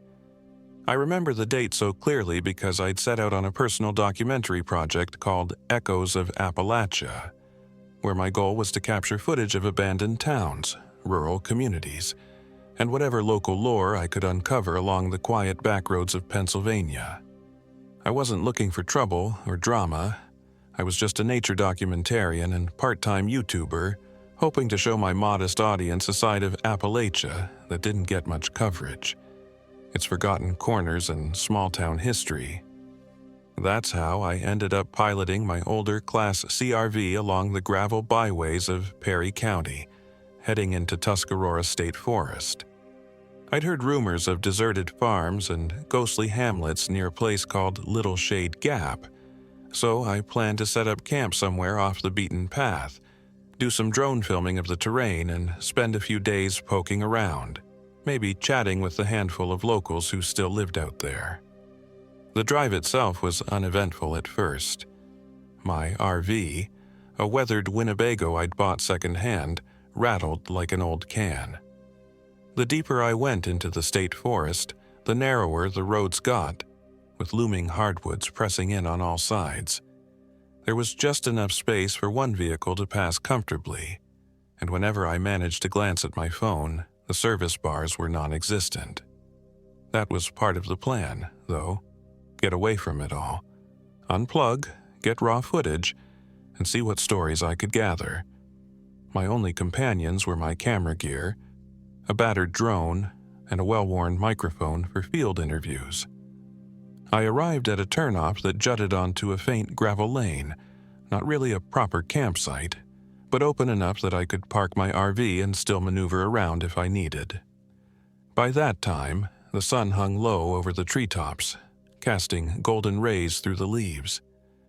I felt that surge of excitement that came whenever I arrived somewhere new and unexplored, at least unexplored by me. As usual, I checked around for posted signs or private property markers. I saw none, so I decided to claim that spot for the night.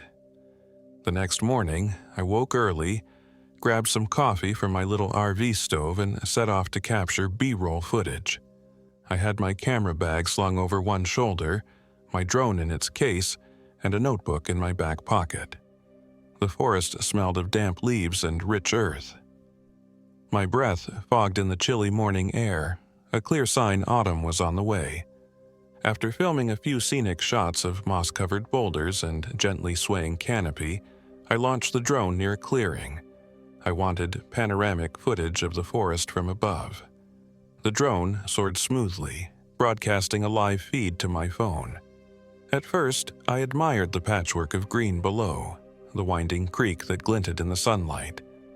But as I flew it farther, I caught sight of an odd cluster of wooden scarecrows by a rotted fence. They were in a field behind a half-collapsed farmhouse. The drone's camera resolution was decent, so I hovered for a closer look, zooming in. The scarecrows seemed to wear actual clothing, old jackets and hats, battered jeans, that might once have belonged to real people. Each one was in a slightly different posture, arms out at angles. One even had a camera bag slung around it. The sight gave me a chill I couldn't explain. I'd never seen such lifelike scarecrows. I tried to get the drone in closer, but the feed blinked, then froze. A moment later, the drone's battery indicator dropped from 70% to 0. The screen went black. I let out a frustrated curse and hurried to the clearing, expecting the drone to have crash-landed. But somehow, the device had managed a half-decent landing on autopilot. When I retrieved it, the battery was still warm, but it read drained. I was annoyed, but chalked it up to a malfunction. It wouldn't be the last time my gear acted up. On my way back to the RV, I noticed a sign that said, "Little Shade Gap 2 miles," pointing further along the gravel road. I decided that after recharging my drone, I'd head that way to see if I could find the place. Maybe it'd have an interesting story or a few longtime residents I could interview. A couple hours later, after nibbling on a protein bar and charging my drone with my RV's generator, I took the Winnebago down that road. It was a bumpy ride with ruts and dips, but the scenery was gorgeous. Dense pockets of hardwoods, old oaks, and maples towered overhead. Now and then I thought I glimpsed a farm or a shack through the tree line, but the forest swallowed them up quickly. Then, without any warning, there was a dull thud under the hood, and my engine sputtered. The RV shuddered and lost forward power, forcing me to roll to a stop by the edge of the road. I tried cranking it again, but it refused to turn over. Great, car trouble in the middle of nowhere, no cell signal. Mentally, I prepared for a lengthy walk. But just as I was about to get out and pop the hood, an ancient pickup truck rattled up behind me. My relief was immense. I stuck my head out the driver's window and waved. A man with silvering hair and kind eyes stepped out. He wore old denim and a flannel shirt that had seen better days. "Need a hand, son?" he asked politely. "Probably a jump or some mechanical advice," I answered, trying to hide my desperation. "Name's Jedediah Dobrin. Most folks around these parts call me Jed," he said. I introduced myself as Miles and explained I was just passing through doing some filming. Jed took a quick look at my engine. He said he might have tools at his homestead. Then, to my relief, he offered to tow my RV the last few miles into Little Shade Gap, adding that he and his family had plenty of space in their barn to store it until we fixed whatever was wrong. At that point, it seemed like the best option. I figured once my phone got signal or once we got to a landline, I could call a tow or do a more in-depth repair. Something about Jed's calm manner and fatherly presence put me at ease. He hitched my RV to his truck. The drive was slow, but we managed. Finally, we rolled into what remained of Little Shade Gap. It was more a cluster of farmsteads than a real town. A half-dozen old houses, some boarded up, plus a small diner that looked abandoned, and a big wooden barn perched on a hill.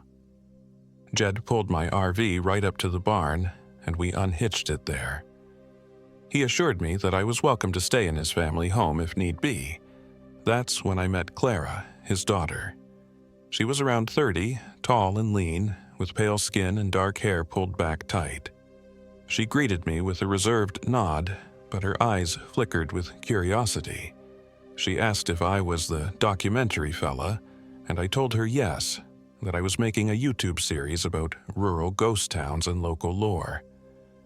Clara smiled in a way that didn't quite reach her eyes. "We have plenty of local history," she said. "Lots of stories to share." Jed then introduced me to Samuel, a teenage boy with a sullen demeanor, presumably Jed's grandson. He stared at me with a wary expression, didn't say a word. I tried to lighten the mood, mentioning how grateful I was for their help. Jed insisted on feeding me dinner, so I followed them inside their home. The interior had that old-fashioned farmhouse vibe, creaking floors, a big brick hearth, and the smell of homemade bread or stew.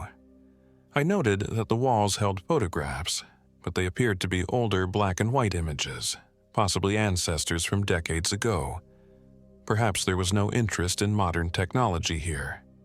Jed said Little Shade Gap's population had dwindled drastically since the 1970s, and that the nearest big grocery store was miles away. They farmed, fished, and hunted. A tight-knit, self-reliant existence. They served me a hearty meal, stew, fresh bread, vegetables presumably grown in their garden. I was touched by the hospitality. We talked about my trip, about some of the towns I'd explored. Jed shared bits of family history, how they'd owned the farm for generations. Clara spoke occasionally, but her tone was always measured, as though she were carefully choosing each word. Samuel just stared or fiddled with a wooden figurine he carried. At one point, I asked if they'd ever seen weird scarecrows in a nearby field. Clara's eyebrows arched. Jed gave me a puzzled look. "Don't know that field, but a lot of old farmland's gone to seed," he said. "People put all sorts of strange displays around here." He changed the subject quickly, but not before I caught him glancing at Clara with a hint of caution. That was enough to prick my curiosity. However, I didn't push it. I was their guest, after all. After dinner, Jed set me up in a small guest room upstairs, saying he'd fetch a neighbor with mechanical experience in the morning. I was exhausted, so I thanked him and turned in for the night. The bed was old, but comfortable enough. Sometime around midnight, I woke to a faint sound, like chanting or humming. It carried through the open window from somewhere outside.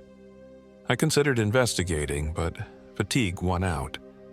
I chalked it up to the wind or local wildlife. I dozed off again, troubled by half-formed dreams of those scarecrows. Morning came with a muggy heat that clung to the farmland. I stepped outside to check on my RV. To my surprise, I found my hood open, and parts of the engine were missing, like the spark plugs and certain wires. It was sabotage, not a simple mechanical failure. My heart pounded. Why would Jed or his family remove parts from my engine? I confronted Jed about it, trying to keep my voice calm. He gave me a bewildered look, claiming that maybe the local stray dogs or raccoons had climbed inside overnight. "They'll do that sometimes," he said with a hollow laugh. I didn't buy it, but pressed further. Jed insisted it must have been animals, or perhaps a random thief. He offered to go into town to find replacements, but said it might be a day or so. I felt a cold knot twisting in my gut. Despite my unease, I wasn't going anywhere without those parts. My phone still had no reception, and they claimed not to have a landline. Clara even joked, "Fewer interruptions out here," which did little to comfort me. I decided to keep calm, watch them closely, and figure out a plan. Meanwhile, I documented everything with my camera. A quick video snippet of my missing spark plugs, some footage of the farmland. Though, to my frustration, my camera battery soon started draining erratically, from full to near empty in half an hour. Another stroke of bad luck or sabotage, it wasn't clear. Trying to keep my mind off the mechanical issues, I asked if I could interview Jed and Clara about local legends. They seemed hesitant, but agreed. Jed told me a story about how the old folks used to talk of harvest men, robed figures who supposedly roamed the fields during the harvest moon to ensure a bountiful season. I asked if that story had any basis in real events. Jed gave me a thin smile. Folks believe what they must to survive. I pressed for more, but he claimed that was all he remembered.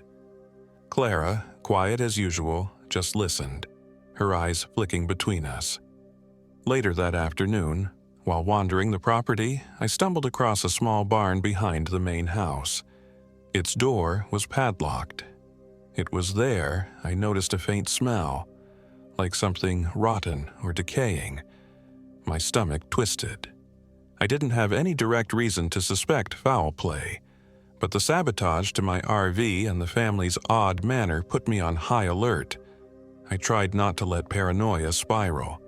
Still, as I circled back toward the main house, I saw Samuel on the porch, his expression blank. He raised one hand in a wave, but he never spoke. As evening fell, Clara asked me to help carry some supplies to the big barn where my RV was. Supposedly, they needed to shift hay bales around. I agreed. Maybe I'd spot something that would confirm my suspicions. The barn interior was dim, lit by a single dusty bulb. My RV sat in the corner on a dirt floor. I still couldn't see any sign of the missing engine parts. We stacked hay for a while, exchanging polite conversation. Clara asked about my documentary work. I explained I was trying to preserve the stories of vanishing rural communities. She paused, then said quietly, "Some stories are meant to stay buried. They feed off outsiders like you." It was such a strange statement that I almost dropped the hay bale. "What do you mean by feed off outsiders?" I asked, forcing a casual laugh. She just shrugged and pointed to a corner, telling me to move some tools over there. Before I could ask more, Jed appeared, telling us the stew was ready and we should knock off for the day. That night's dinner was eerily similar to the previous one. Tasty enough stew, but an undercurrent of tension. I noticed Jed glancing at the window occasionally, as if expecting a visitor. At some point, I asked if the neighbor with mechanical know-how would come by soon. Jed offered a non-committal grunt. Maybe tomorrow. My frustration was mounting, but I kept it under wraps. Clara suggested I relax, read a book, get some rest. My gut told me that might be exactly what they wanted. An unsuspecting or subdued guest. I tried not to eat too much of the stew, worried it might be spiked with something. Paranoid maybe, but the vibe here was too unsettling. After dinner, I excused myself outside, hoping to find a vantage for a phone signal. The moon was bright, nearly full. I wandered a short distance, phone in hand, searching for a bar of coverage. Nothing. Then, in the distance, I saw the outline of more scarecrow-like figures along a distant fence. My breath caught, recalling the ones I'd seen from my drone. Something about their posture seemed too real. They were wearing tattered clothes, definitely not the typical flannel and straw get-ups. Then I heard voices behind me. I ducked, shutting off my phone light. Jed and Clara were walking side by side, headed toward the same scarecrow fence. They carried lanterns and spoke in hushed tones.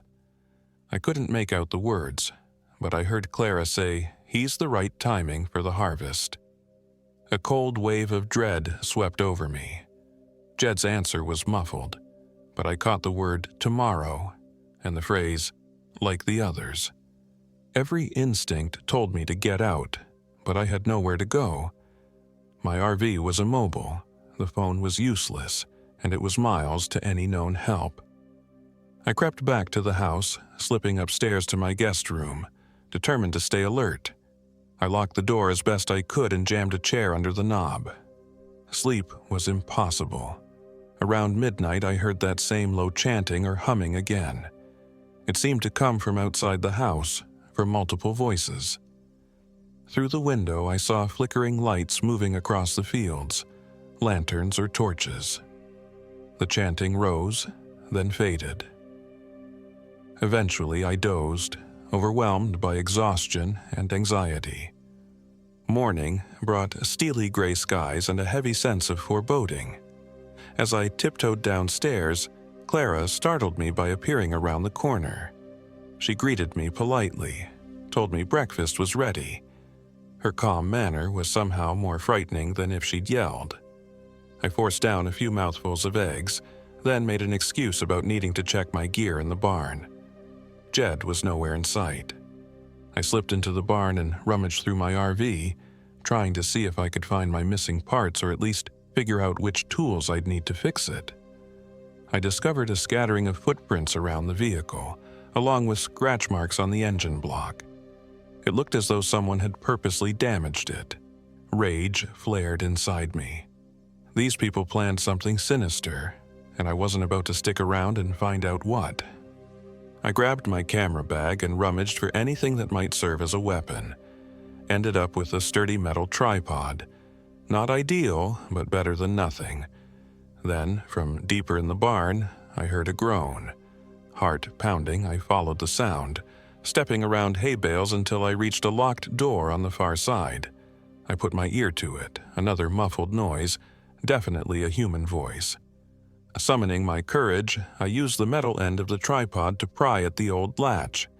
It took some effort, but it finally gave with a loud snap. Behind that door was a cramped storage area, dark and musty. Slivers of sunlight filtered through gaps in the wall, illuminating horrifying shapes. Bones, half buried in the dirt, scattered about. And slumped against a beam was a man, maybe in his 30s, alive but barely conscious. His clothes were torn and dried blood crusted on his face. He looked at me with wild eyes, and I clamped a hand over my mouth to keep from gasping too loudly. He tried to speak, but his voice was raw. "Help me," he croaked. I realized with a jolt that his tongue was missing, or part of it anyway. Bile rose in my throat as I knelt beside him. "What happened?" I whispered. He choked on the words, but I gathered enough to understand he was a traveler from out of state, had broken down in the area a few days earlier.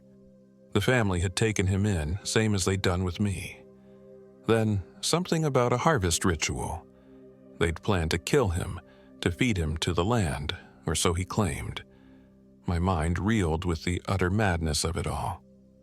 I was so occupied with the injured man that I didn't hear the footsteps behind me until it was too late. I felt a sharp crack to the back of my head, and everything went white. I don't know how long I was unconscious, but I came to in near total darkness. My arms bound behind me with rough rope, my ankles tied. My mouth felt like it was stuffed with cloth, which turned out to be part of my own t-shirt. My head throbbed, and every muscle screamed in pain. The place I was in smelled like earth and mold, likely some root cellar or basement. I heard dripping water and the scuttling of small creatures. A single lantern on a hook provided dim light. Jed sat on a low stool nearby, whittling a piece of wood. He glanced up and gave me a small smile. "Sorry, son. Couldn't have you messing with our rituals," he said. Clara stood behind him, arms folded, an impassive look on her face. Samuel hovered at the edge of the shadows, holding that wooden figurine and smiling too long, blinking too rarely. I tried to speak, but the gag muffled everything. Jed set down his whittling. "You see, we do what we must to keep our land fertile," he began in a tone that was almost apologetic. "Been this way since my grandfather's time. Every once in a while, a stranger comes along. We show them hospitality, just like the good book says, but we also have our own traditions that come first. The land demands nourishment." My skin crawled as I realized how organized, how methodical this was. Clara stepped forward and knelt by me. "We're good people," she said softly. "We just have older ways. You're an outsider. A suitable offering." She brushed a hand over my cheek, then withdrew a small knife, turning it over in her hand. I tensed, expecting a killing blow. Instead, Jed nodded to Samuel, who left the cellar momentarily. He returned, dragging a large wooden gurney, the kind you might see in an old morgue. My blood ran cold. They unbound my ankles long enough to force me onto it, retying them so I was spread out. It was humiliating and terrifying. I tried thrashing, but in the confined space and with 3 of them present, it was futile. They wheeled the gurney down a short corridor out into a wide barn-like area. The smell of hay and iron assaulted my nostrils. Lanterns hung from the rafters, illuminating piles of cracked bones. I saw old clothes, half-burned photos, even a battered suitcase. So many travelers must have met their end here. Jed and Clara spoke in a low chant while Samuel placed a large bowl near my feet. My stomach lurched. This was a sacrifice. My mind flew in every direction, searching for any advantage. The metallic taste of adrenaline coated my tongue. If I couldn't talk my way out, maybe I could stall, but they weren't listening to pleas. They were locked in some twisted ritual. Clara brandished the knife, stepping close to me. She pressed it to my thigh, drawing a thin line of blood. The pain was immediate and sharp. She collected some in the bowl. Panic hammered through me. This was it. They were going to bleed me dry. I summoned every bit of strength and twisted violently. The ropes cut into my wrists, but I felt one of them slacken. Maybe the repeated soaking in the damp cellar loosened the knot. Clara tried to hold the blade steady, slicing deeper, but I managed to kick out with one leg, jarring the gurney. The bowl spilled. She cursed. Jed barked orders, telling Samuel to hold me. In the confusion, my right wrist slipped free of its rope. I grabbed the side of the gurney and threw my weight, tipping it over. We all fell in a heap. The clang of metal reverberated in the barn. Jed lunged, trying to subdue me, but I swung my free arm blindly, connecting with his face. Clara slashed at me, nicking my shoulder. Pain flared, but adrenaline kept me moving. I scrambled out from under the gurney, hobbling upright. Samuel jumped onto my back, arms flailing, so I spun and slammed him into a wooden post. He yelped and dropped to the ground. Clara dashed for me, knife gleaming, but I grabbed a nearby wrench, apparently part of some old toolbox. I swung wildly. The wrench caught her in the forearm. She shrieked, stumbling back, and I knocked the knife from her hand. Jed regained his footing, nose bloody, and charged, but I met him with a savage strike to the kneecap. He crumpled, letting out a pained groan. Samuel crawled away, moaning. Heart pounding, I sprinted for the barn doors. Wrench in hand, I flung them open and burst into the night. The moonlight glinted on muddy tracks leading away from the homestead. I had no idea which way to go, but anywhere had to be better than that barn. The problem was my injuries. My shoulder dripped blood, and my thigh still stung from the blade.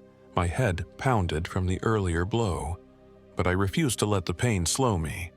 I stumbled across the yard past a row of silent scarecrows, some wearing unbelievably fresh clothing. A horrifying thought. How many had come here before me? Behind me, I heard Jed shouting, "Don't let him get away." Lights flared up as torches or lanterns were lit. The entire Dobrin family, and possibly more unseen figures, might come for me. I zigzagged toward a leaning shed, hoping to find a place to hide or maybe a vehicle. By some miracle, I found an old pickup truck behind the shed. It looked rusted, and the tires were half flat, but desperation fueled me. I yanked the driver's door open. A key dangled in the ignition. That alone was suspicious, but I had no choice. I climbed in, pressing the ignition. The engine coughed, then roared to life. My heart soared with the possibility of escape. Then I saw Clara at the corner of the shed, eyes ablaze, lip curled in rage. She lunged forward, but I slammed the door, floored the accelerator, and the truck lurched. One of the back tires nearly spun out in mud, but eventually caught traction. I sped away, adrenaline screaming in my veins. The truck's headlights carved through the darkness, revealing a dirt trail that cut into the woods. I glanced in the rearview mirror and saw flickers of torchlight behind me. Branches whipped the sides of the old vehicle, scraping the paint. I winced at every bump, my injuries pulsing with fresh pain. My fear was that the road might loop back toward the homestead, or that it might lead me deeper into unknown territory, but I pressed on regardless.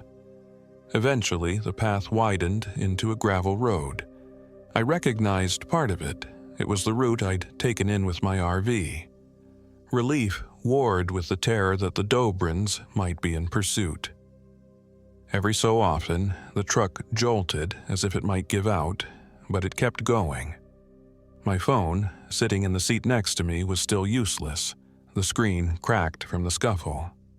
I had no GPS, but if I kept following the road, I figured I'd eventually find a highway or a more inhabited area. I'm not sure how long I drove, but it felt like hours. The tension began to weigh heavily. My arms trembled from the adrenaline dump. The first hint of sunrise glowed on the horizon when I spotted a small sign for State Forest Ranger Station, 4 miles. That was the best news I could imagine. I pushed the old truck to its limits, wincing each time it rattled over potholes. At last, I reached a modest ranger station, more of a cabin with a radio antenna. I screeched to a halt and half staggered, half fell out of the truck, shouting for help. A weary-eyed park ranger emerged, alarmed by my appearance. I must have looked like a lunatic, bloody, filthy, with wide, frantic eyes. He supported me, led me inside, gave me water, and asked what happened. My story poured out in a jumbled rush. I suspect he caught only half of it. Yet, he called for backup, and soon a pair of local officers arrived. They seemed both skeptical and disturbed as I recounted everything: the sabotage, the violent ritual, the other captive I'd found in the barn. I sat in the ranger station for hours while paramedics examined my wounds, and the officers tried to arrange a team to head out to Little Shade Gap. The nearest hospital was quite a drive away. I remember the paramedics telling me I was lucky none of my cuts had severed a major artery. My biggest fear was that if the authorities delayed too long, Jed and his family would hide the evidence or flee. But they assured me they'd go in with a couple of vehicles. My pleas to go with them were denied.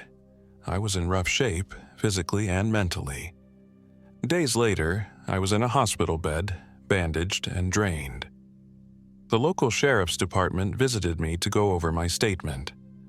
According to them, when they arrived in Little Shade Gap, they found the Dobrin farm abandoned. The house was cleared out, the barn empty, no sign of the captive man I'd described.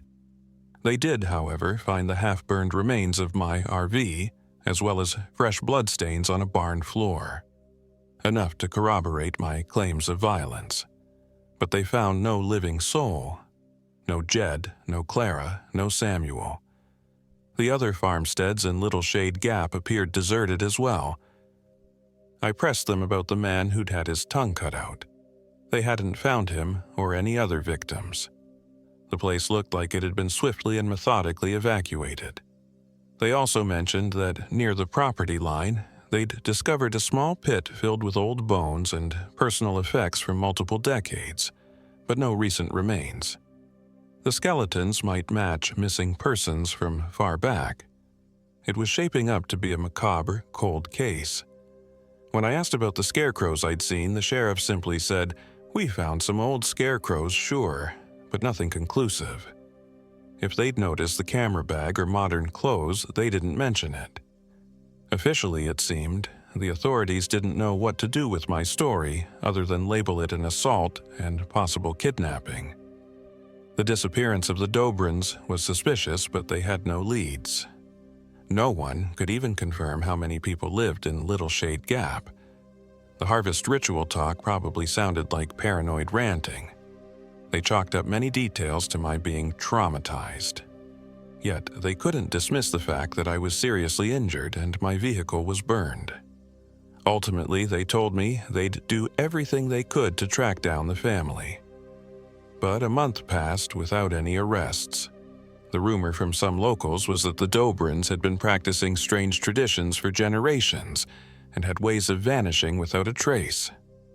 I left Pennsylvania soon after I was stable enough to travel. I never recovered my original footage or camera gear. The few images I had on my phone were corrupted or missing. I tried to put it all behind me, but nightmares still came, especially about the captive man in the barn and that disturbing row of scarecrows. I reached out to other online sources who might have heard of the Dobrins or the Harvest Men, but found nothing definitive. Just scattered rumors about travelers going missing or stumbling onto strange farmland cults. In the end, all I can do is share my account with whoever is willing to listen or read or watch. I haven't decided whether to post a video about it, partly because it seems so outlandish. Part of me fears that if I speak too loudly, the Dobrins or their associates will find me again. Another part of me worries that nobody will believe a word of it. But I can't deny what I lived through, nor can I forget that glint in Clara's eyes when she told me, "Some stories are meant to stay buried. They feed off outsiders like you." Maybe the next unsuspecting traveler who breaks down on a lonely forest road in Pennsylvania won't be as lucky as I was. Maybe they'll be led into a warm-looking farmhouse with fresh stew and friendly smiles. Maybe they'll find themselves in a root cellar, bound and gagged, awaiting a harvest. And maybe, just maybe, that travelers' final moments will be spent understanding, far too late, that some corners of rural America hold traditions that never died. They simply learned to hide from the law, waiting for the next sacrifice.